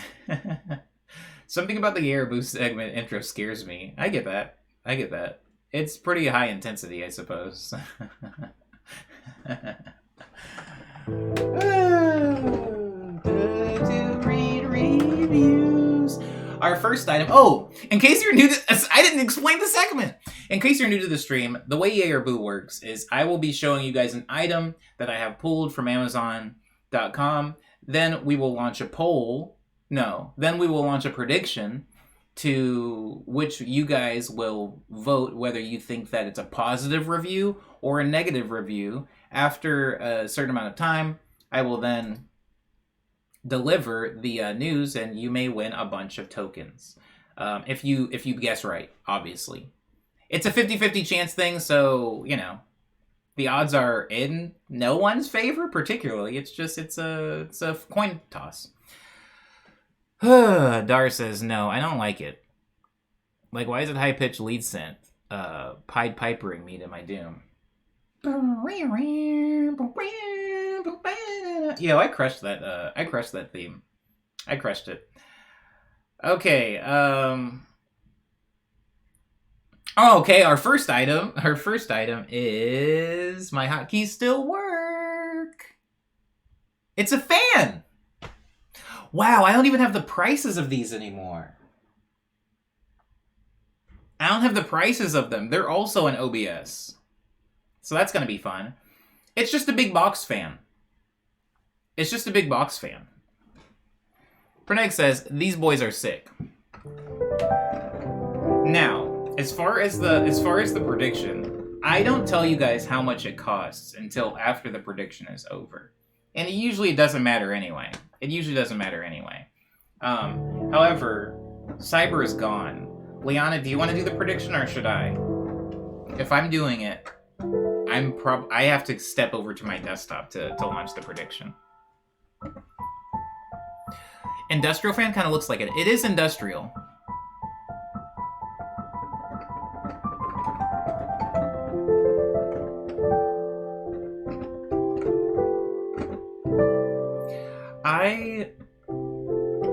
You would think that I would need a fan because I live in Los Angeles and I don't really have central AC here in the city.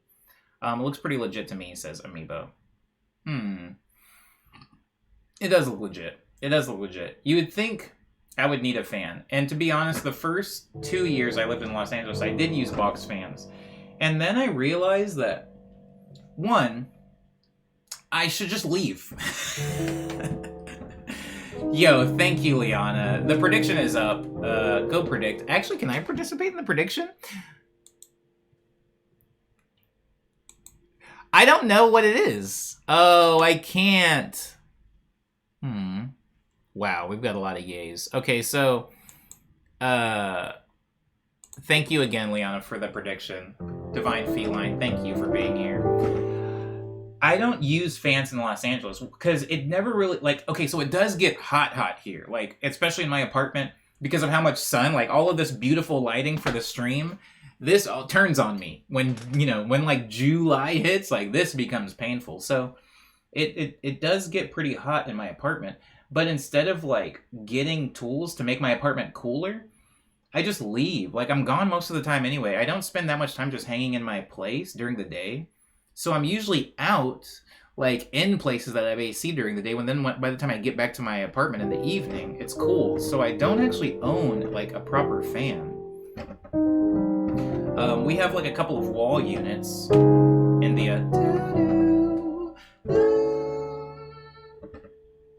I forgot what the chord, I forgot what the chord was after that. Oh. Dang it. Sorry. Oh, it was, no.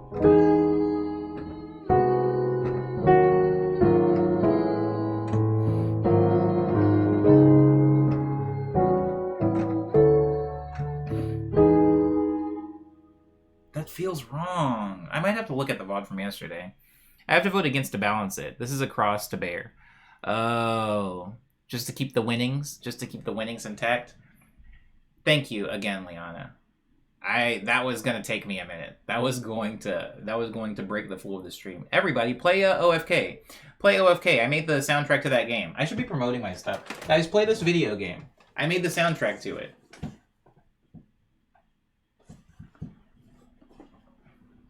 How much does it cost? I don't know, actually. I don't know. Wipe that from the VOD. Let me actually figure out how much my video game costs, and then I can promote it in tomorrow's stream. Except I won't, because I'll be promoting my album in tomorrow's stream. I can promote both. I did 5 minutes because it seemed too short. Oh, okay. Are we allowed to force end a prediction? You guys all predicted, right? You guys all predicted. Can I force end it? I can't force end it. Or if I can, I can't see the way to do it. And that's fine, because I can still vamp.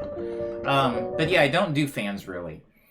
I remember as a kid, we had fans a lot, because Arizona, and we often didn't have air conditioning. But I wouldn't actually use them to stay cool. I would just spit into them. You ever, you do the motorboat thing with your mouth, so that spit flies into the fan, and it creates a fine mist that blows back onto your face? That's what I would do. Just if I wanted to cool off real quick. You just kind of spit a mist into the fan and let it get all over your face, and it feels nice. It's like a cool misting effect. And then you go back outside and you roll around in the dirt with your dogs or whatever you're going to do.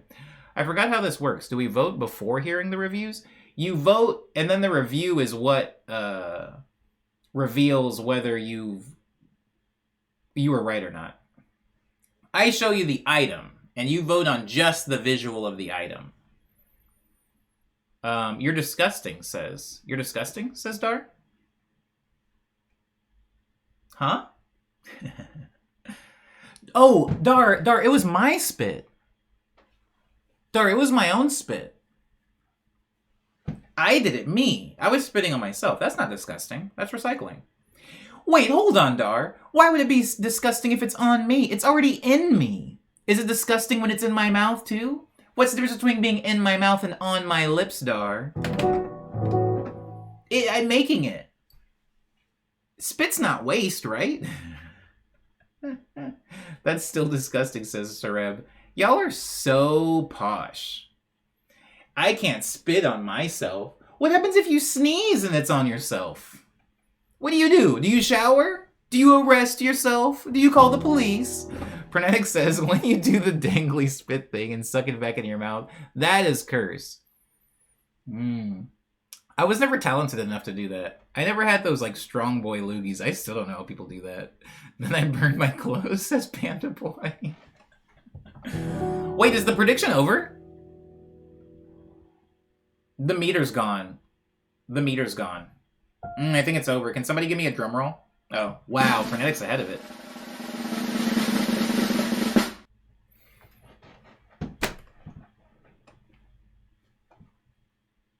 It's a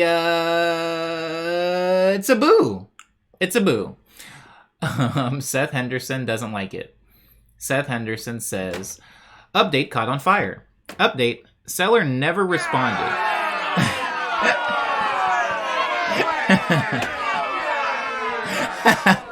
I continued to use the high setting, but later when I attempted to turn it off, I mistakenly set it to low. Since low didn't work, it looked off. I returned later to a room full of smoke. Apparently the motor was getting hotter and hotter, causing smoke. I discovered the smoke was coming from the fan and flipped the switch to turn it off. That's when the shot sparks and burst into flames. I unplugged it and it blew them out. After airing the room at night, I plugged it in the next day to test it. Once I flipped the switch first, sparks, then flames erupted again. Now this is garbage. I've used the high setting over a dozen times and it worked fine. When I used the setting, after a couple of minutes, I could smell something burning. I turned it off and noticing that the back was extremely hot. In an effort to cool it down, I turned it to high. Nothing happened. I checked and confirmed low still worked, and it did, but of course it still smelled like it was burning. I'm contacting the seller now and will update. Thanks, Micro the Macro. Thanks, Micro. I don't know why yay, but it was negative, guys. The fan is, The fan is, faulty? I don't know. There was, no, Jinjo, there was always two boos. There was always two boos. There was, like, a regular boo, and then there was, like, a secret boo that had an extra O. Sounds like the resistor was bad, says Pernetic. Very simple fix. It works on high and has no resistor. I think high mode would be the one that got it on fire, right? You would think. You would think so. You would think, at least how my simple brain works. Where's my monies, says Dar. Where's my monies? Oh, I can't even see that name. Thanks for the follow. I'm sorry. I'm sorry. I can't see your name. Welcome. Welcome. And it didn't show up in my chat either.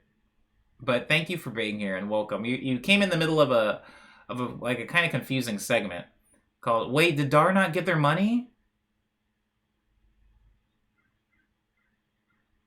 Did Dar not get their money? Hi. How do I say it? Should I just say George? Is it TJ? Wow. Should I say TJ or should I say Jesus, Omni? Should I say wow. Should I say TJ or should I say George? Christ, why was that so hard for me? TJ works, okay. Hello, TJ, and thank you for the follow. Welcome to Yay or Boo. A quick explanation of what this segment is. I'm going to be showing some items from Amazon.com, and a prediction will launch in which you can guess whether it had a positive review or a negative review, like which one did I pull. Our first item was this box fan, which had a negative review. It apparently caught fire, giving it 1 star. Was it 1 star or 2 stars? Giving it 1 star. I guess you can't give it anything less than that. Our second item today is a garbage truck that comes with little garbage truck bins and a little garbage dumpster. I'm assuming those little stickers down there are just trash? I don't know. I can't enlarge them enough. It does look a lot like the emote. We did it. We did it. We finally made it. This... Oh, you know what? I can tell you how much that box fan was. I think, anyway. You know what? Actually, I'm not even going to bother. I'm not going to bother. Who cares? The box fan was a negligible amount of money. However much it costs too much if it's going to catch fire and put a bunch of smoke in your room. Crap, I can't see them. Who did that? Who followed? Thank you for the follow. Thank you for the follow, whoever did it. Whoever just followed, I appreciate you. I'm so sorry. I have it set up to where, like, those things don't... Let me just fix that now. Because you're behind the garbage truck. Let me push that up to the top. How about that? Oh, I'm going to have to do that for every scene, though. I'm going to have to do that for every scene. Garbage truck followed. I wish. I wish. Cute car, says Panda Boy. Cute car is good. I'm so glad that Yay or Boo and Trash Tuesday are on 2 different days. I'm so glad. Retail $19.99, property damage at least $2,000. Hi, Plain Kane. Hi, Plain. How are you? So the way this works, again, for anybody that's newer, is you have seen now the Amazon item that you will be predicting on. Once the prediction launches, you will be picking whether or not this is a positive review. You will guess whether it's a positive review or a negative review. The prediction has now been launched for you to take place in. Vote now, says me and Liana.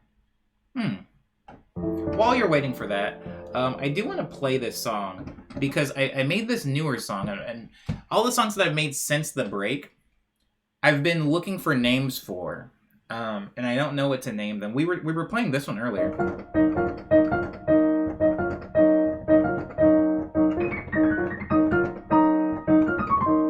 We were playing that one, and we were getting a few suggestions. I think Lindsay said suggested Coast Starlight, which is named after a train line, and I think it was Eusaria that suggested Consideration as a name for that song.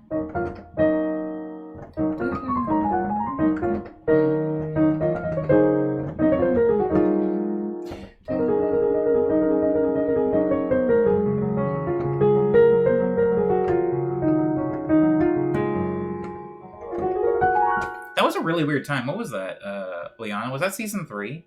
Where I was just getting like a bunch of trash bins? That was so weird.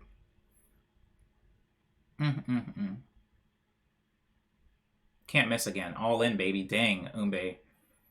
I'm so afraid of gambling.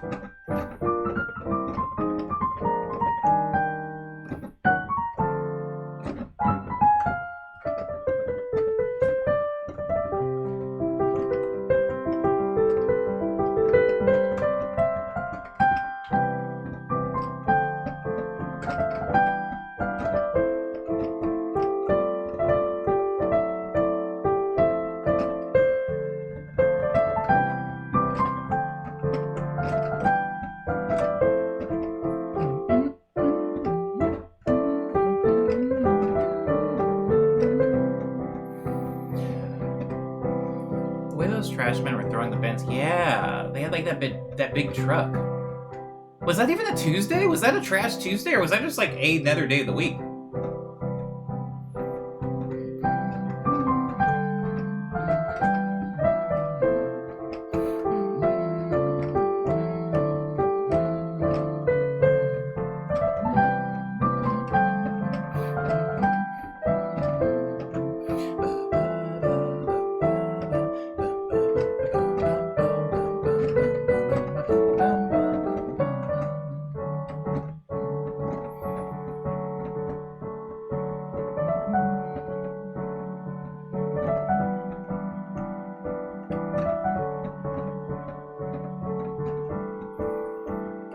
Which plant is on the right, says Dar?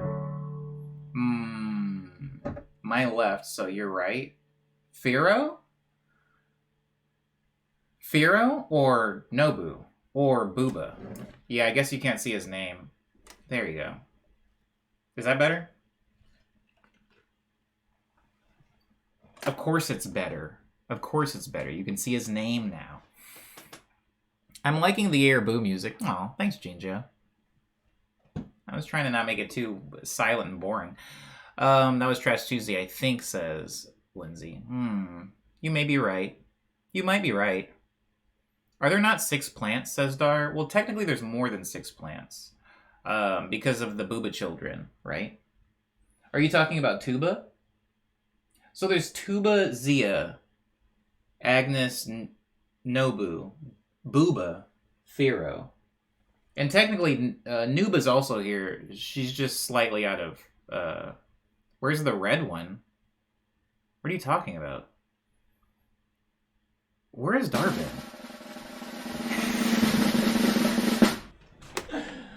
Oh. Oh, E-O. Oh, E-O.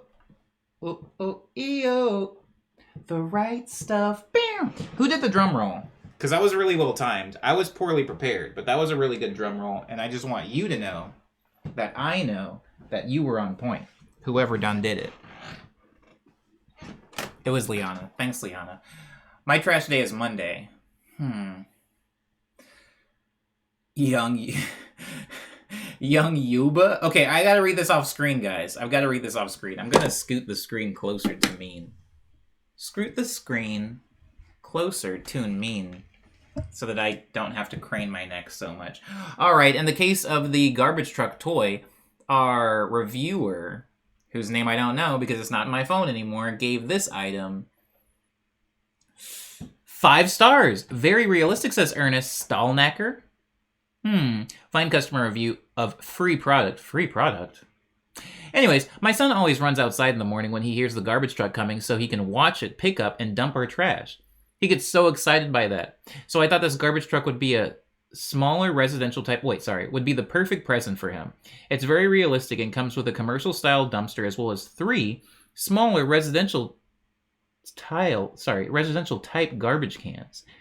You are able to lift each can to empty the trash into the truck just like a real truck can do. Most functions of the truck have to be performed manually, such as lifting the trash cans, but the lights and the sounds are battery powered. One of the beeping sounds that the truck makes is like the sound the real garbage truck makes when it's backing up. My son has had so much fun playing with this toy. My only challenge has been to make sure he understands to not put real trash in the truck. Panda, the A's have it. The A's have it. Not bad. That's sick. I want to hear the beeping. I couldn't find any videos of this toy, but I would like to hear the beeping. Whoa, I didn't realize how even split the vote kind of was. The prediction was pretty even split. I want to get this. I know babies. I'd pay top dollar for an Omniboy signed trash tug toy. Dang. Autographed? I want to... can I mod the sound in it to where it just plays an MP3 of the garbage truck theme? With the drum intro? The garbage truck. Riding down the street. Nobody would want that toy. I can see the reviews like, the garbage truck is cool, but what's this god-awful song it's always playing? I don't remember this. I've never heard this before. Garbage trucker. How many times are we gonna be?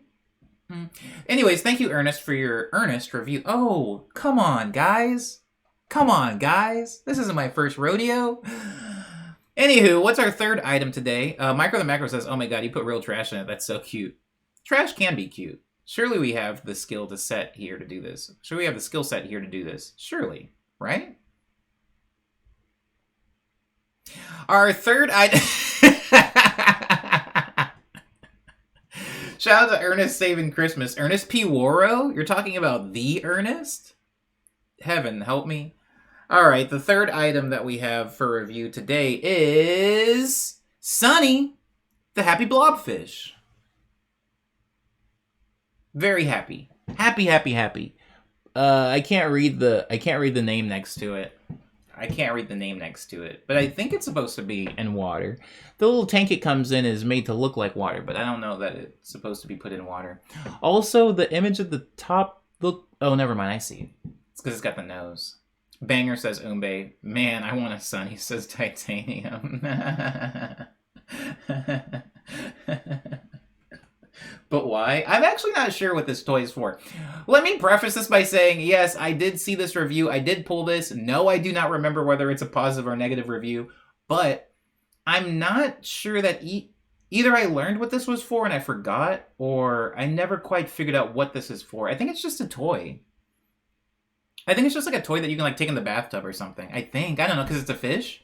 I'm not sure. I'm not... This is it's a yay, says Panda. We're all thinking the same thing, says Pernetic. I don't know what... wait. I mean, you can do that, says Tayfei. This is what blobfish look like when they're dead. Oh no. They frown like that? What is a blob... I could actually Google what a blobfish looks like alive. Cursed, but still 10 out of 10, says Plain.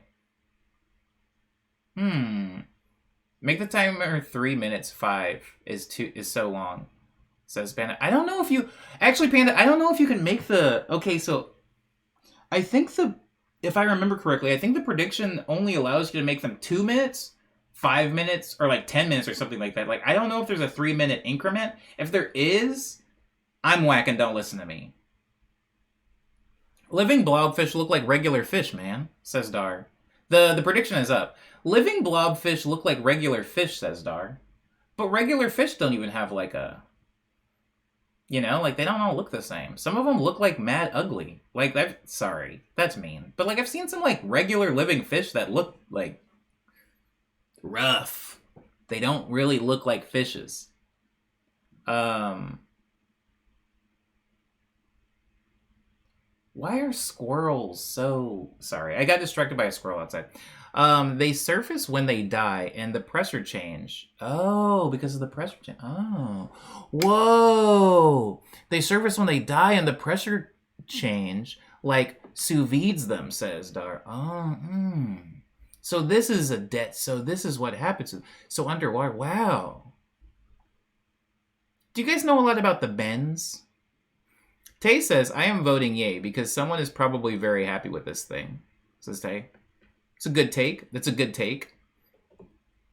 The funny thing about Amazon is there never seems to be like unanimously bad reviews for something. Sometimes reviews that I read are so polarizing that I'm like, did they really receive the same thing? Like somebody talks about it being like made out of the crappiest quality and it fell apart the first day they had it. And then somebody else will leave a review right under that that's like, 5 years in and we still love it. And it's like them a picture with the thing with their kids. And I'm like, how can we have this wild like polarizing reviews for the same, what I assume is the same item? I'm sticking with all yay votes today, but this feels wrong, says Lindsay. Man, you haven't been reading the sick poll puns. I'm sorry, Liana. I'm on it. I'm sorry. I have to pee so bad. Bro, they look like that out of the water, says Micro Macro. Decompression sickness. The bins are what happened to this fish. For the love of God, someone drop the link. I need Sunny in my life. Maybe if you just type Sunny the Happy Blobfish on Amazon, it might actually pull it up. I mean, that would be my my bet. She's dead, Jen. Sunny is my girl, my love, my life. She happy? She looks sad though. Dang.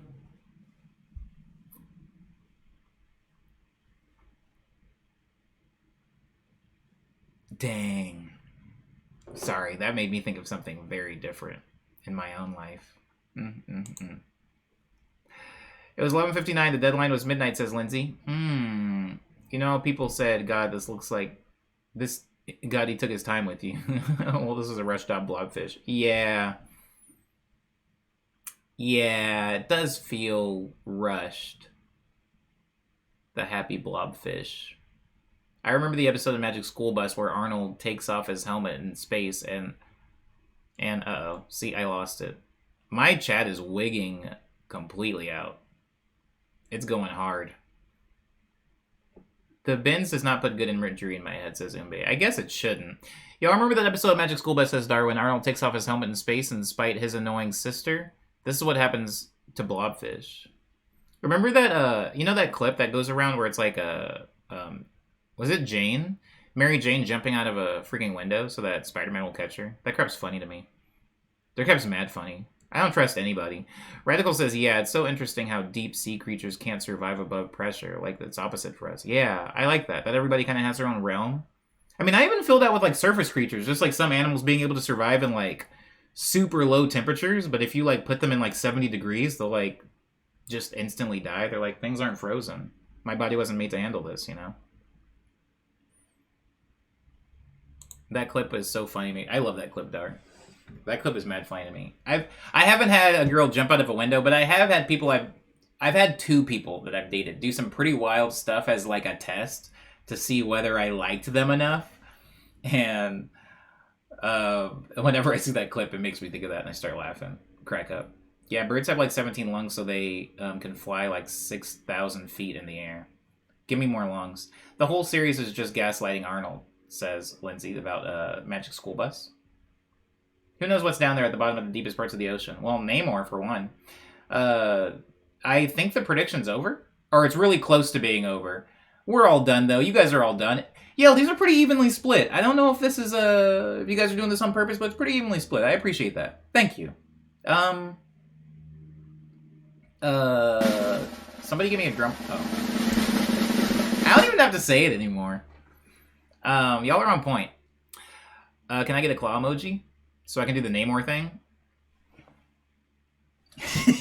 Yo, Dar, you don't know how, like, goofed I was in the theater. Every time homie busted out one of these, my chest got bigger. Like, I was, like, in my chair, and I was like, dang, man. What was that? It's like getting a testosterone shot or something like that. What? All right, we have to move on to the review of this one. In the case of Sonny the Blobfish, I don't know who the reviewer is, and their review of it is +5. Terrifically wretched, says Hannah. This, my friends, is one of the most wretched things I've ever seen. Does it float? No. Does it make noise? No. Does it open its mouth? No.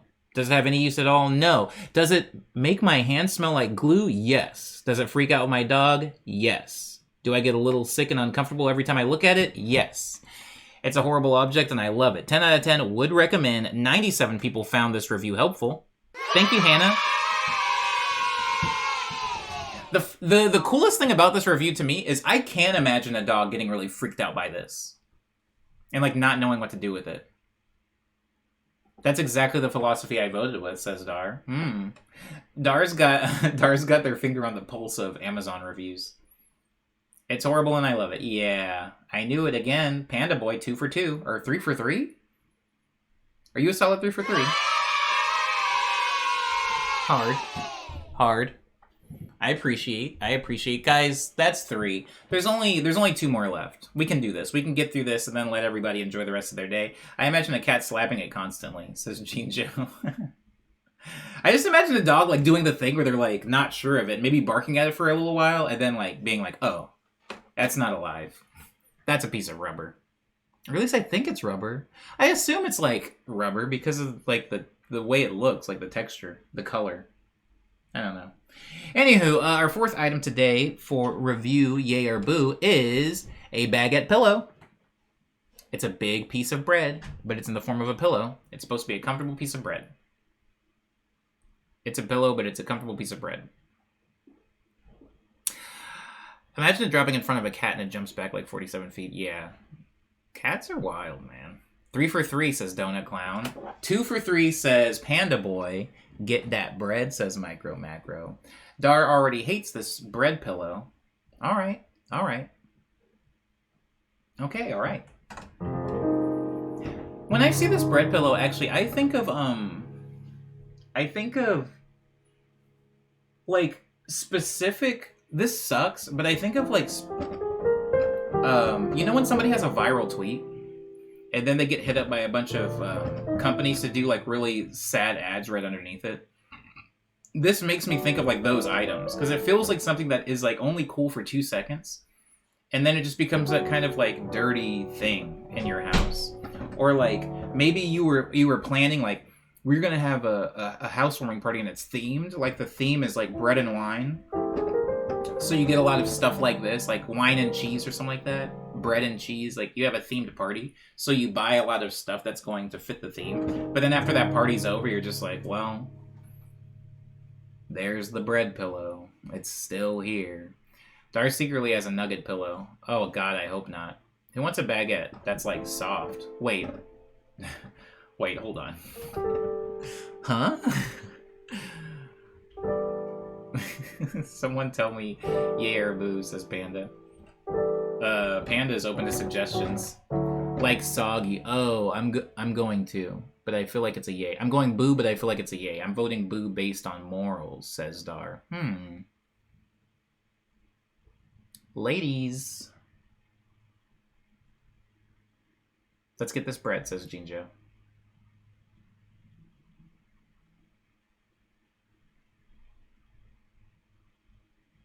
Should I have had blahaj instead? What is that, TJ?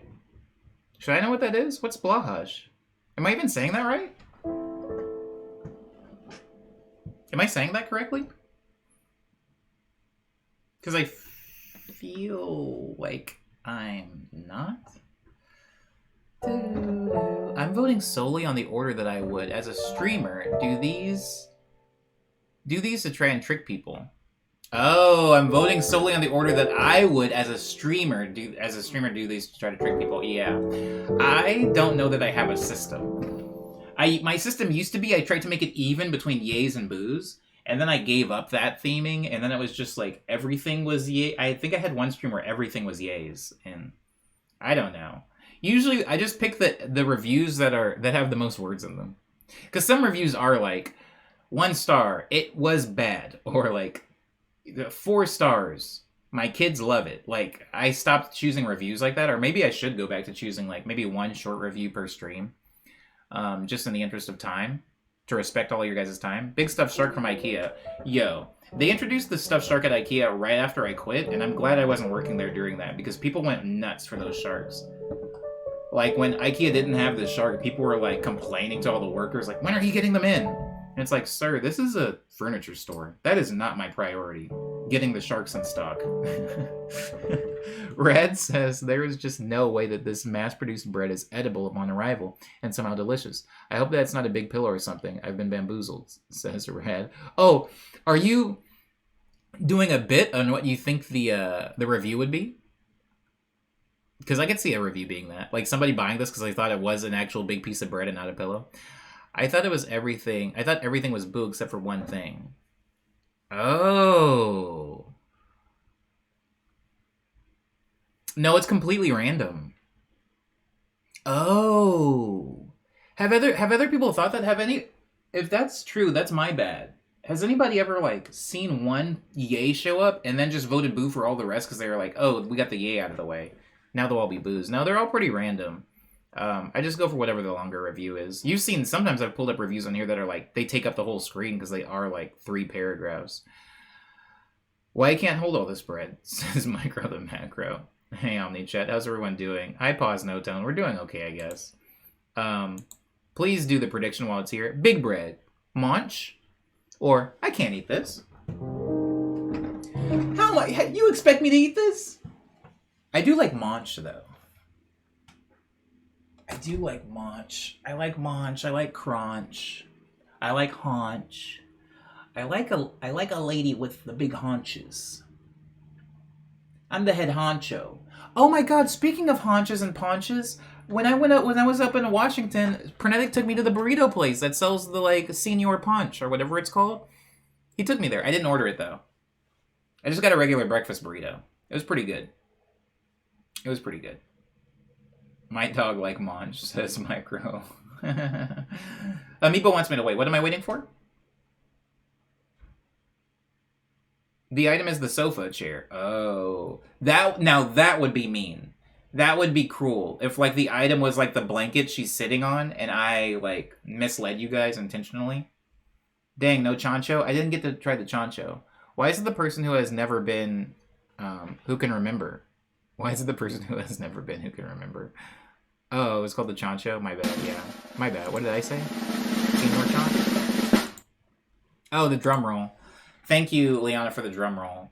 In the case of the baguette bread pillow, our review is negative. It's 2 stars. Andrew Duncan says, floppy and stinky. Pillow is way thinner and floppier than it looks in the photo. Not at all worth the money. The only reason I'm giving it 2 stars is because the print looks good. It also smells awful. That was a pretty short one. That was pretty short and sweet. Yeah. I knew it wouldn't be edible, says Red. Uh-oh, stinky. My main stink. Okay, remember when we were talking about, like, nicknames for a significant other, and I said I used to call somebody that I was dating Chumpy? What about my main stink? That's cool, right? Like, that's a thing that you guys have heard that people use. Like, calling somebody like, that's my stink. You know you my stink. Oh, crap, it's landscaping day. We're about to get rowdy up in here. They got the leaf blowers. This stream is about to get way more chaotic. At least for the last one. Doesn't smell like bread, says Amiibo? I guess not. The regular boo one's too intense now. I gotta get a simpler boo. Oh, the single man boo! The single man boo! A lot of these things come out of the factory stinky, says Obe. The review date is my birthday. Aw, Tay, happy birthday!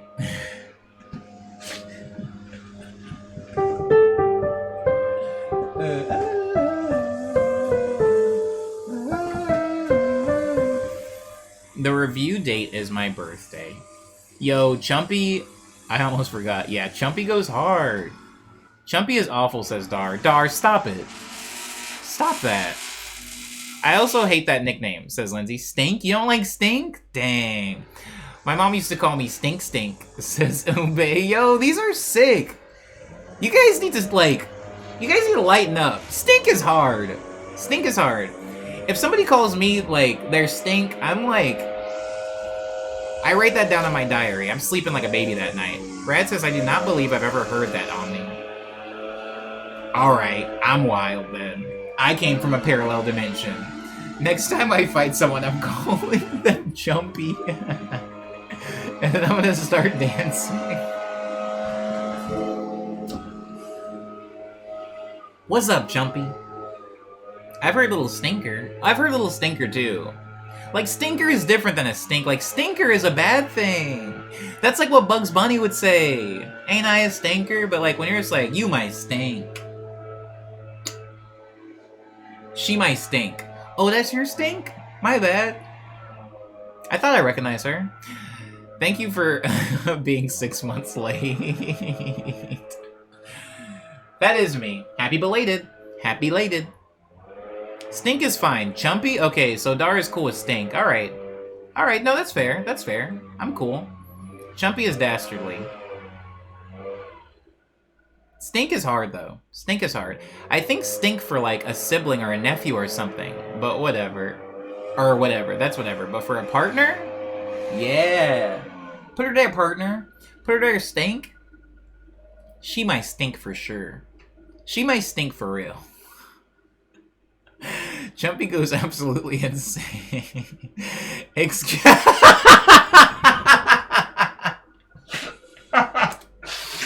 That sucks. Excuse me, Chumpy. Oh, I forgot. I'm sorry. I know I'm peeking. I don't care. That's funny. Excuse me, Chunky. I call my baby my little stinker, says Tay. Okay, we're getting there. There's more affection there. Dar says Chumpy is on the same level as Toby Niguye? I forgot how to spell the last name. Calling his wife, whose name is not Fatima, fat as a nickname for no reason. That's wild. Yeah, that's wild. But let me keep Stink. Let me keep Jumpy. Stankster is pretty hard. That's pretty hard. Put her there, Stank. Yeah, see, I like that. I like that. What's up, Odor? What's up, Odor? No, Odor doesn't hit. She's my little Odor. Nah, that doesn't hit. Pungent is kind of hard. What's up, Pungy? Come on, Punge. I don't have to take this. Punch, let's get out of here. Punch, let's scram. I'll be there in 5, Punch. Stank is worse. Stink is fine. Pungy? Odie? Wasn't Odie the dog from Garfield? Oh dear. Oh dear. We spent so much time on this. Why? I don't even... Oh, because he said the bread was stinky. That's how we got here. Andrew Duncan, it's his fault. Happy belated. Mon odeur. Mon odeur. She's my stink. It's like, I think it's like a pheromone thing. I think it's like, yo, because she put that stink on me.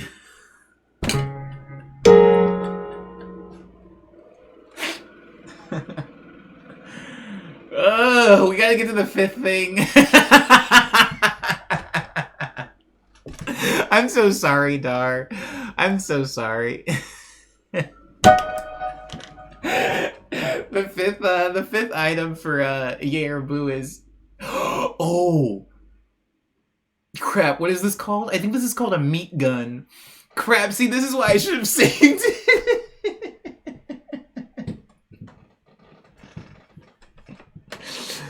It's a meat gun, I think. You know what? No, I'm gonna look up the name of this because I can, because I need to, because you guys are gonna be voting on this and you guys deserve to know the truth. This is called it's called a meat gun and it costs $37.95. Christ. I'm sorry. Yeah, it's a meat gun. To describe though more, because I want you guys to know this isn't a trick.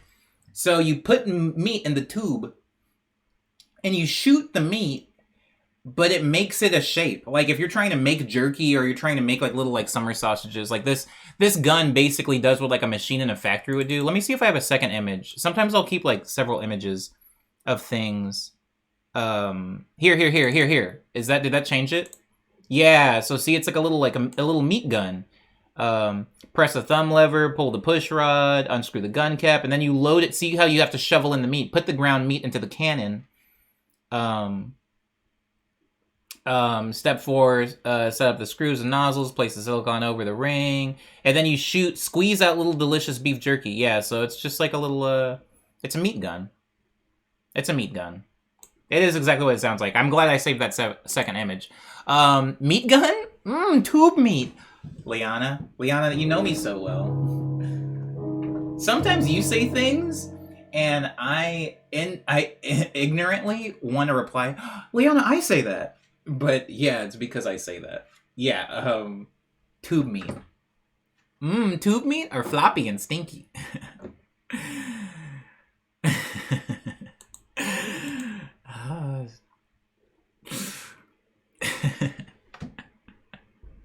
I'm sorry. Putting a stink on someone is a good thing. You guys tried to make it bad, but it's a good thing. Sometimes you like the way somebody smells, man. Sometimes people smell away, like they put it on you. I need to stop eating during these streams, says Amiibo. I'm so sorry. I'm so sorry. This is the last one, Amiibo. It's the last one. It's the last Yaraboo of the day. My ammo is ground beef, says Panda. Yeah, it makes tube meat. Hors d'oeuvres. Not being spelled orders is a crime. And we should go to war with France about it. I've already talked in the stream in depth about how the French language when written is stupid, but when spoken is pretty chill. Sweeney Todd and Mrs. Lovett did this review, says Tay. Yo, Sweeney Todd goes pretty hard. The nastiness of this streak rose exponentially in the past 5 minutes. I'm so sorry. Putting the stink on someone is not nasty. I want to say that, or if you're talking specifically about like this image, if you're talking about Step 2's image, yeah, that doesn't look great, but it probably tastes good. It probably tastes good after you get that bad boy loaded. After you get homie loaded up, woo! He pushing tubes. Wait, hold on.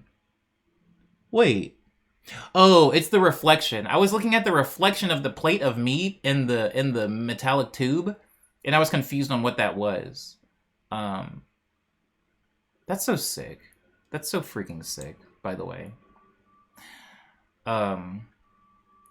Sorry, let me catch up on stream. Yeah, the industrial version vacuum suck the meat into a funnel and shove it into the animal casing. It's pretty sick.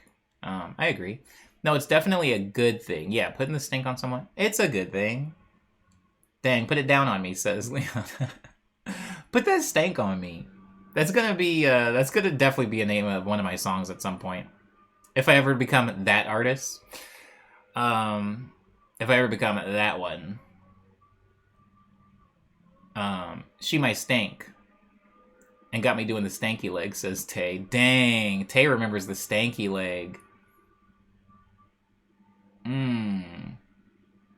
Put that stank on me goes hard. I'm not backing off of that hill. I'll die on that hill. I'll die on that hill stinky and happy. I'm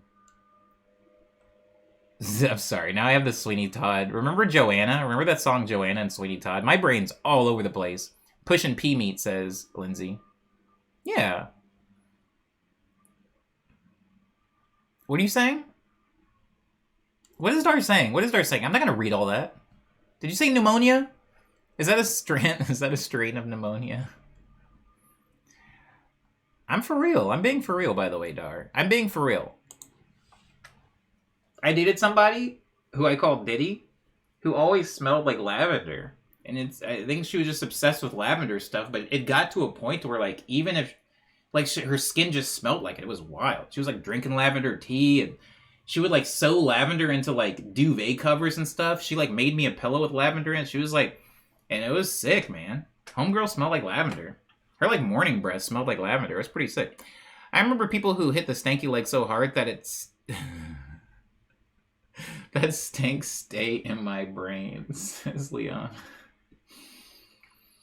A couple of people actually got hurt doing the stanky leg. I know that's a joke, But seriously, a few people did injure that. Like, they actually hurt their legs doing the stinky leg, and there was a whole, like, thing about it. Like, I think it made the news. It was so weird.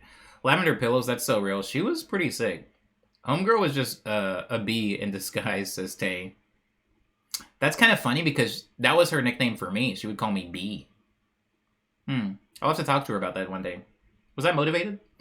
You got B-movied. I still haven't seen the B-movie, Tay. I know it's such a meme at this point, but I still haven't seen it. You know? I still haven't seen it. Yeah, Dar. It was really weird. I mean, it was good weird, though. Some things are good weird. I'm a fan of Stanky Leg. However, says Lindsay. Uh-oh.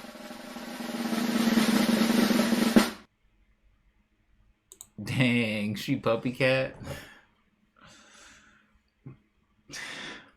I'm so... You guys, that's not good for my brain, what you guys are doing. Just so y'all know. My brain is scattered enough, but you guys are, like, shooting me in so many different directions. Alright. In the case of the meat gun... Do I have another image of this? Hold on. I'm gonna go back to the actual image. I'm gonna go back to the initial image, if that's cool with y'all. And... Of course it is. Oh my god, guys. Look what I... Yo, I saved 2 images of the blobfish, and I forgot to say it. It cost $12. Just a really quick tidbit. Look at that. That's how... Look at this obvious Photoshop. Look at her hands! Look at her hands! I didn't notice that when I saved it. Look at her hands. I just wanted to do it because I thought that the fish itself was Photoshopped, but this whole image is wild. Wow. That's nuts.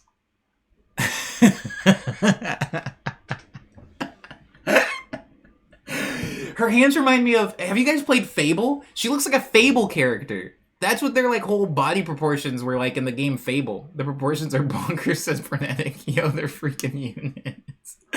And the blobfish, how tiny it is, and, like, the palm of her hand. This is nuts. Whoever does these, shouts out to them. Because I'm hoping they're getting paid, I guess. I don't know. And fluid volume. Sorry, I'll go back to the meat gun. We're going back to the meat gun. I wasted so many stupid points on this. I'm sorry. All right, back to the meat gun. I just forgot that I saved 2 images of that. Okay. In the case of the meat gun, the meat gun, the review is positive. Rosemary says, I put about 50 pounds of jerky through this gun. Gun operates smoothly. It's easy to clean and easy to load. The trigger is smooth and easy to operate. Gun feels sturdy and well made. Then, as I was tightening the double round tip on one of those, tips popped out of the base. I contacted the seller via the email address included in the box. They communicated quickly and set out the tip immediately. They are based in New Jersey and I'm in Pennsylvania, so we are close to each other, and I received the tip in 1.5 days. I'm not sure if it can get any quicker. They stood behind their word and took care of me. Usually I would give this gun 4 stars only because I've only had it for 2 months and it hasn't stood the test of time. I gave it 5 stars because I don't have a reason to believe it will fail. I know it did have a problem with it, but some will say that's proof in itself. I view it as stuff happens once in a while, and the seller took care of it immediately. I would give them double the stars if I could. Even if this gun doesn't happen to fail in the future, I will be replacing it with a new one from the same seller. I highly recommend them and this gun. 3 people found this review helpful. 3 people found this review helpful. Is that it? That's it. That's all we got. That's the air boo. I hope everybody won all the points. Blobfish was out of whack. What have they done with this perspective? Yeah, that Photoshop job was really wrong, Pernetic. There was a lot. 5 for 5, baby, says Dar. Wow. That's impressive. That's impressive. I think you've, like, lost a lot in the past. Or there's been times where you just haven't participated. You've, like, looked at a thing and you're like, I'm not voting on this. The psychic damage from the last 20 minutes. I'm sorry. Psycho... What is it? Psycho Crusher? Psycho Crusher. Qu'est-ce que c'est? That's a good joke. That's a good joke. Somebody in here. Somebody in here gets that. Congrats to all the winners, says Liana. 50 pounds, not even that much. They are going through tons at a lot of the factories. Yeah, 50 pounds of meat just for one person, though. To be putting 50 pounds for that gun? Thanks, Sareb. Beat me to the joke, says Sareb. Making a Street Fighter 2, who does Psycho Killer? Talking Heads. Making a Street Fighter 2 Talking Heads joke is all I wanted from this stream. I'm built different, says Titanium. Word. Like Sunny. Sunny built different. The customer was well taken care of. Are you implying that they were murdered? Are you implying that they killed them? Time to do the news. I think it's time to do the news. It's definitely time to do the news. Do the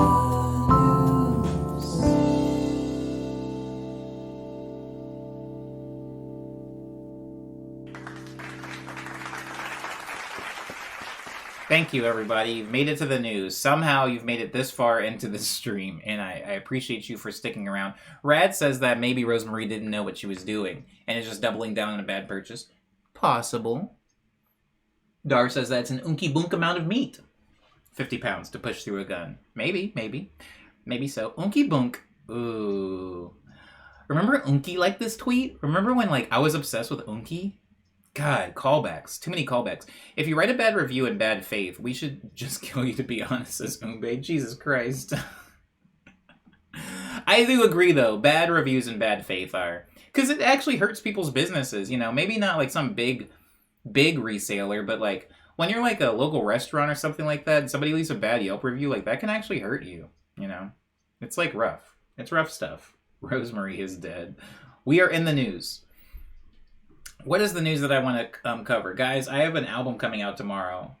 Shh, hush, hush, it's a secret. And there's 20 songs on it. And so I want to say this. As somebody who is intimidated by long albums, right? Whenever an artist releases an album and it's really long, even I look at the track list and I'm like, here we go. Okay, all right. But here's what I can say to you guys who have been in this stream. Quite a few of these songs you guys have heard before, Quite a few of them. So it's not going to be some overwhelming, oh my god, Just Believing, what is this? Not only the singles, but you guys have heard quite a few of the songs even as they were being made, in the production stream. So at least for this sample size of people, it's not that much of an undertaking of tracks. Also, there's intermission tracks. There's some tracks that are really short, and also the main reasons why it's long, again, this is a disclaimer and apology. I don't really like releasing long things, but I haven't released music since 2019.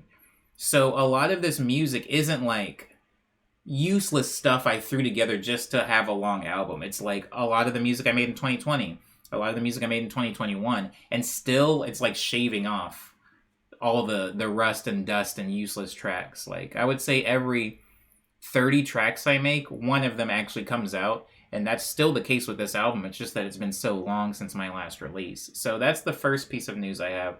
The second piece of news I have is that all of the plants are still happy. However, I'm going to be replacing Firo's stick soon because Firo's stick currently only goes up to here, and I want it to go taller so that he's not I don't know, got vine scoliosis. I don't know what you call it when the plant does that. What else? There's a lot of news that I wanted to talk about with the album, but I'm just going to kind of Hi,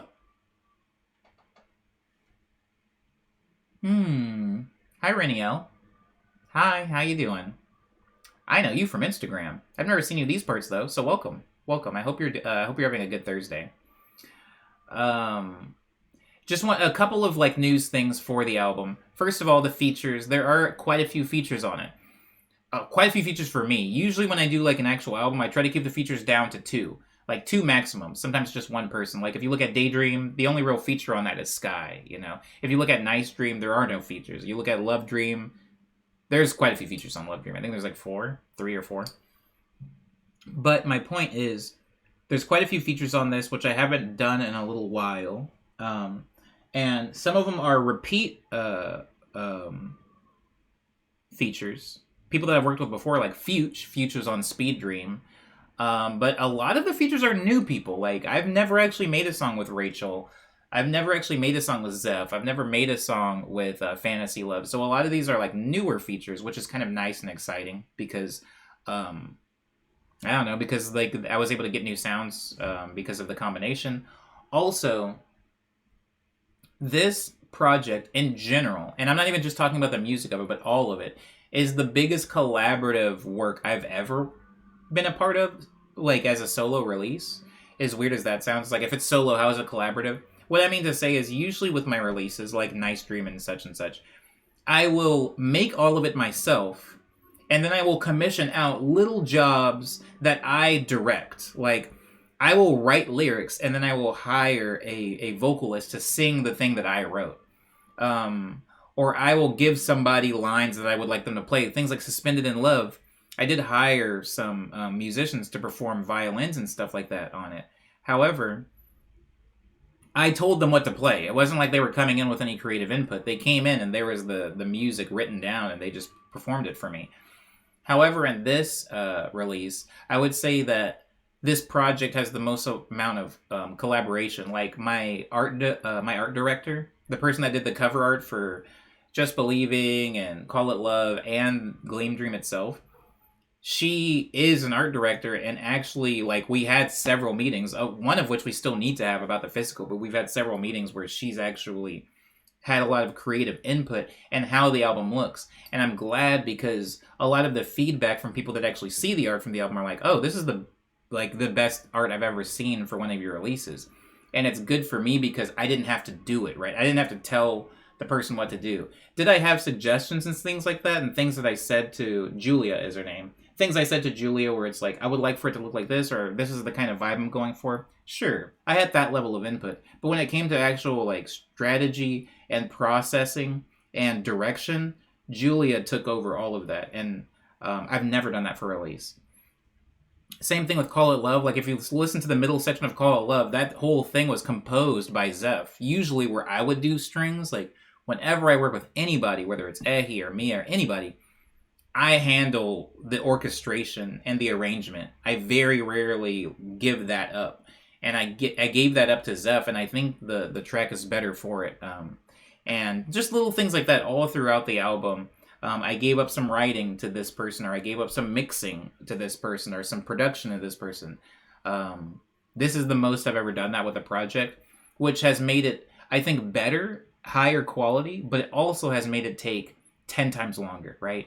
Like, which I think you can all agree with. You know, it's just like, sometimes when you're making a meal, you could bring in your, like, homie or your sister or whatever in the kitchen with you to help out. But sometimes it actually ends up taking longer just because there's more cooks in the kitchen, right? Like, more hands in the pot. And you might get a better result at the very end, but it's just going to take longer. So a lot of the time delays for the album has been just that. It hasn't just been me. Kind of like the game, right? Like the game that I scored when people were like, when is it coming out? When is it coming out? And I was like, well, I did the theme, but there's a lot of other stuff that needs to be done for this that I have no real creative input or control over. So that is why the game took a really long time, and that's also why this album has taken a really long time. But the wait is almost over. The thing, like, digitally comes out in about 12 hours. I won't interface with you guys about it and talk to you about it probably until tomorrow. I'm thinking of posting a track list at some point today, like after this stream is over, probably into the afternoon or evening, is when I'm planning on posting a track list. Even if it's just a private one within the Discord, and then a public one later, like on Twitter and things like that. But that is the news with that. Sorry, that's a little bit of like a healthy chunk as far as news, but that is the news with the album and running up into that. As far as the stream, this is a kind of big thing too. Tomorrow's production stream, I actually do think is going to take place in the evening. I know up until today, I kept saying it was going to be a morning stream, but there's just a lot of work that I have to catch up with on before the weekend. And while, yes, I could essentially stream in the morning and then work right after the stream, but because a lot of the people that I'm working with live in different time zones and I'm all the way over here on the West Coast, it means that a lot of my work would need to be turned in by like 2 p.m., right? To catch them. And if I'm streaming at 9 a.m., I'm going to still be streaming at 2 p.m. So I might work in the morning and then stream in the evening. That's the plan now. So I know I said it was going to be a production stream from 9 to 3, but it's looking more so now like it's going to start at 3 p.m. and go to 9. I also have a lot of stuff I still need to do after this stream, and I also have to go and buy Calpis. Like, there's just too much stuff. Like, my to-do list right now is like 8 deep, and that's not even stream-related stuff like this. So it's going to be an evening stream. So yeah, my 3 pieces of news are the plants and everything are fine, the stream is going okay, but tomorrow's stream is going to be an evening stream, 3 p.m. to 9 p.m., and the album comes out tomorrow, and we're going to talk about that in the production stream. I think because there's going to be a lot of update stuff with FL Studio, instead of tomorrow's stream being kind of like a production marathon, as the streams tend to have been in the past, tomorrow's going to be kind of like a reacclimating to the production stream. Also making sound commands and making some samples to load into my my sampler. So it'll just be like a fun, more laid back stream than it'll be a stream where it's just like hitting the ground running like marathon, see if I can make like 6 songs in 6 hours. It'll be more chill and laid back, if that makes sense to anybody. Yeah, and also talking about what changes can and should happen during the production stream for the next 100 episodes. Whew, and I think that's all of the news. Like always, if there's any news that I forgot, I will just keep you guys updated on it in the Discord, as well as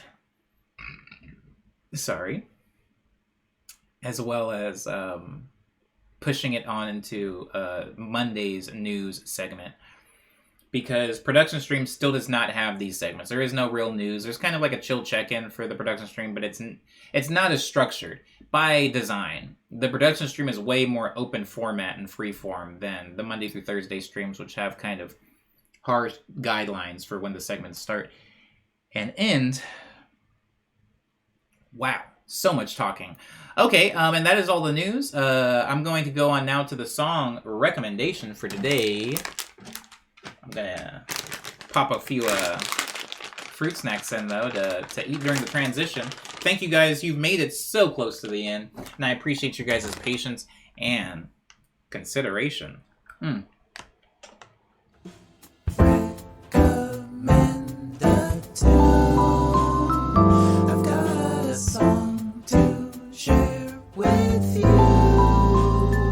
3 reasons to recommend a tune. Recommends.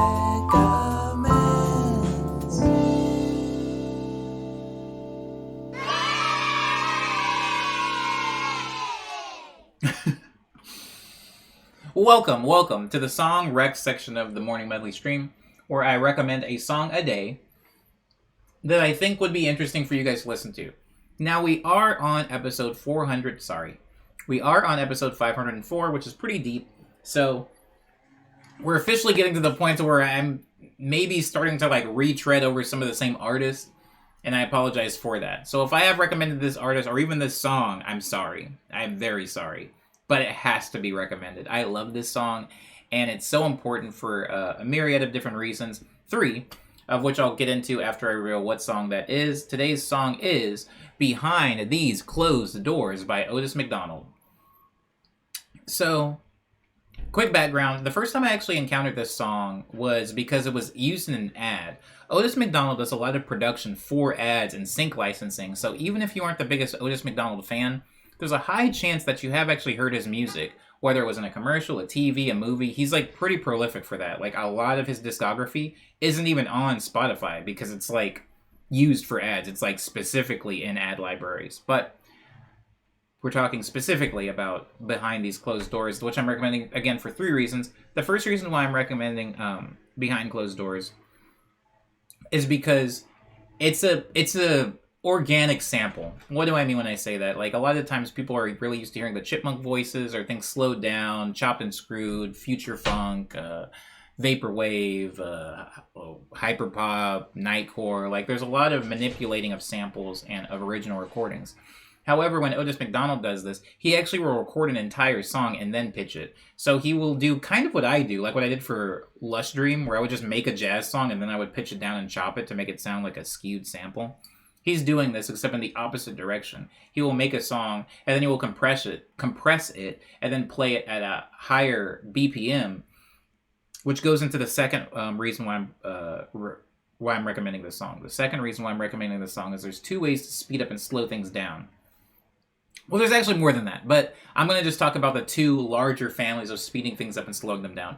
One way you speed things up is you can get this like chipmunk effect, right? As you speed up the recording or something, or the playback of audio, it'll also increase in pitch. And if you slow something down, it'll decrease in pitch. You know, we're very, very familiar with this because you've heard things being fast forwarded. Sometimes if you like fast forward a tape, like, wow, I know that's ancient technology, but if you fast forward like a cassette tape, you can hear this like that sound is the original sound just being played sped up, you know.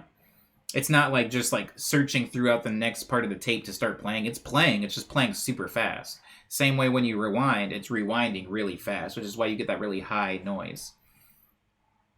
Now, the other way that you can speed up or slow down a track, you can actually speed up things and it'll time stretch it or time dilate it. And this will make it so that it remains in key, right? It will remain in the same pitch that it was originally recorded in. So you can take a song like Mary Had a Little Lamb and you can play it slower, but the notes that are being performed are still the same notes. You're staying in pitch. The one bad thing that happens with this is the sound will be distorted and it'll be distorted in an effect or in an effort to remain that pitch. It's a little weird and complicated to talk about. It makes a lot of sense to me because I have to do it all the time when I'm pitching samples. And I'll even give a few examples of it tomorrow in the production stream. But basically, just try to think about it that way. There are two ways to speed up and slow down a track. You can speed it up where the pitch will get ramped up as well and get that chipmunk effect. Or you can speed it up where the sound itself will be distorted in order to keep that initial original pitch. And the second reason why I'm recommending this song is because it uses the former of the two. He will speed up one of his songs and it makes his vocals and everything sound completely different. This kind of pitched up chipmunk effect that you go for. The third reason why I want you guys to listen to this song is because it was made for ad libraries. Now, we've talked a lot about sync licensing. We've talked a lot about licensing music and music for ads, particularly because that's just one of the avenues that my career has gone in. So I just talk to you guys about it pretty often. But it's important to talk about the actual structure of songs when it comes to ads and sync licensing. We talked about pop music at the very beginning of the stream and why pop music is really difficult for me to create and why I was so proud of the song Call It Love, because I felt like I was able to successfully emulate that pop song structure. When you're making music for ads, that gets thrown out of the window. There's a completely different structure when you're making music for ads. When you're making music for ads, for one, no intro at all, no outro at all. Immediately get to like, you start your first verse like right out the gate, like maybe like a 1 2 3 4 count in, like 1 2 3 4 bam, and then you're already in your song. The reason that you do this is because when sync licensing libraries and ad agencies are looking for music, they're going to go to that part of the song anyway. In fact, it was like a really old, actually not so old, but established a long time ago, but even evident today. There's an old practice when you submit music to an ad agency, a sync library, a publisher, or a label. A lot of times there is kind of this like 2 to 3 click rule where they look at the waveform and they'll rewind, they'll fast forward to about a third of the way through it, then they'll fast forward to the middle of it, then they'll fast forward to the last few seconds, and that's kind of all they'll listen to. They'll listen to like a maximum of maybe 10 seconds of each song that they're submitted. One of these reasons is because they're just listening to too many songs all day. They're like a machine at that point. They're not going to listen to all 3 minutes of the song that you made and sent them. The second reason is because when you're thinking about making money from something, think about it like a trailer for a movie. Like if you're going to try to get butts in the seats to see your movie, you're going to try to show the best the movie has to offer. Show a piece of like the biggest set piece you have in the new Fast and Furious movie. Show the car jumping over the moon because that's what's going to get butts in the seats. Don't worry about all the other little stuff. Like, just show a highlight reel.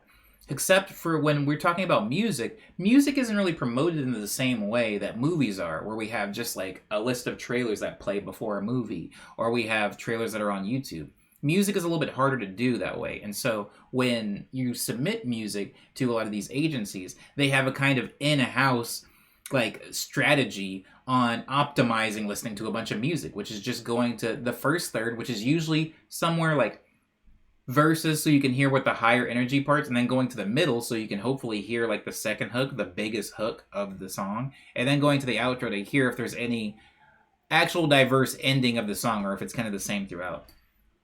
When you're making music for ad agencies, to make this easier for the agency, you just cut out the middleman. You cut out the intro and outro. You cut out anything except for the two sections of the song. You cut to the first third and you make that the whole first half of the song, and you cut to the second half and you make that the whole second half of the song. So usually these songs will only have like two identifiable sections, right? You have your A section and your B section. Sometimes the songs will go A, B, A.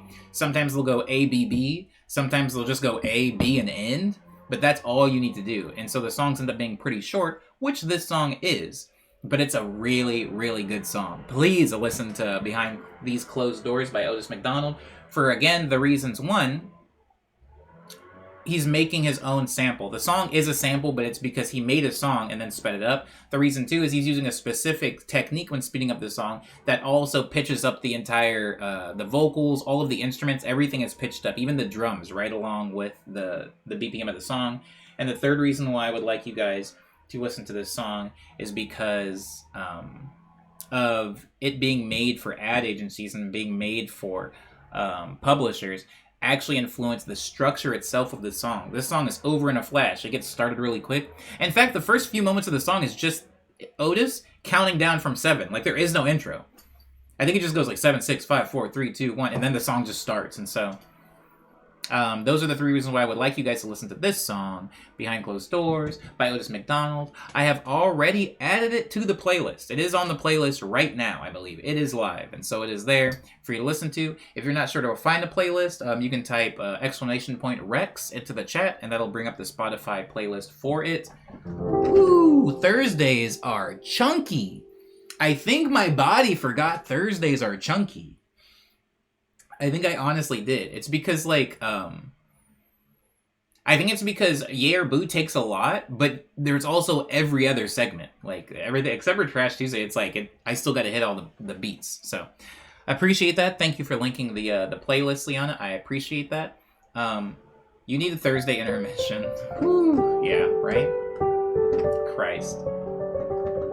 Trash Tuesday, I think the reason Trash Tuesday isn't as taxing for me is because the truck does a lot of the work, right? The truck beeps. I don't have to, like, do that. I just have to count them.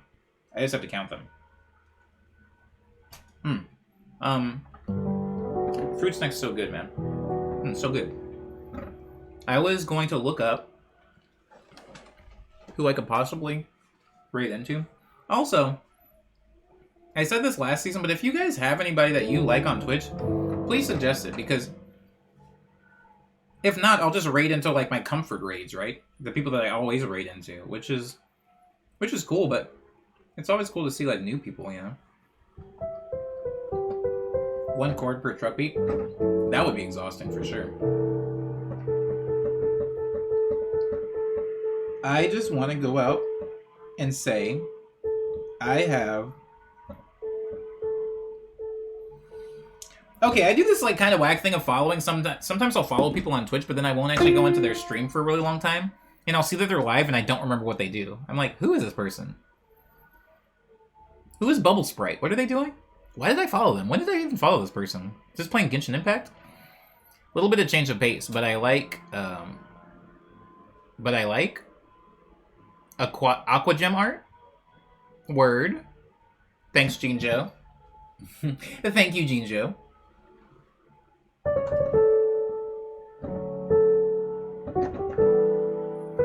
I'll play like a molasses rendition of the ending theme while we figure out who we're raiding into.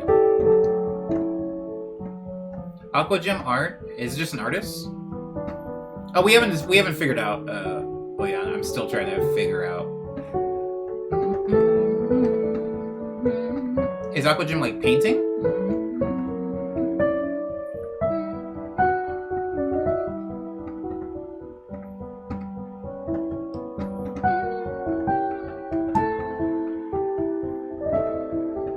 We got Wardair. Oh, true. Actually, you know what?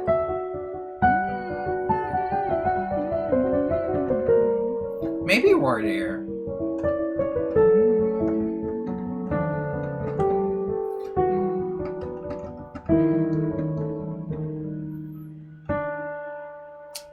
The only reason I say maybe Wardair is because, wait, Afro Addy's live? Do I not follow Afro Addy?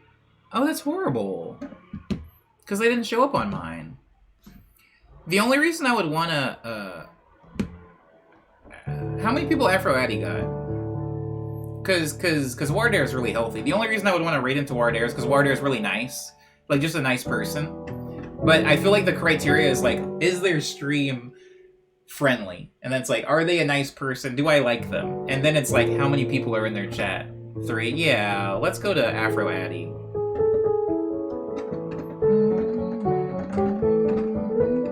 But save Aqua Gem art.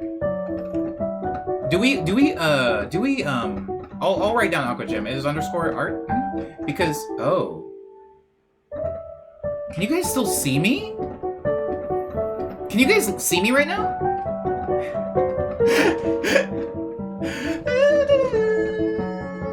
That's so weird. Why can you still see me? The light on my webcam went off.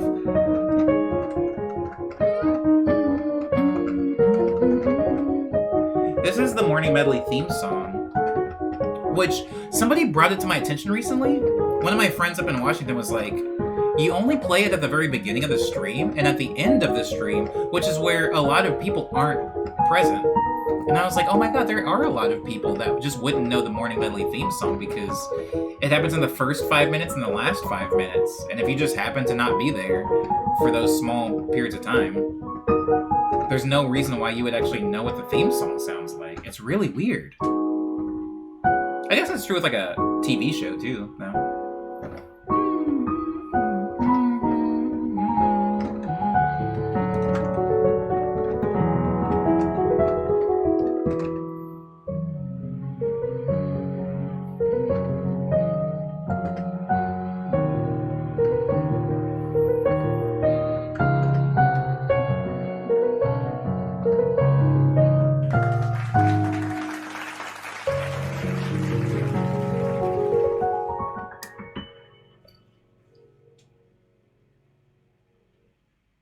Sick.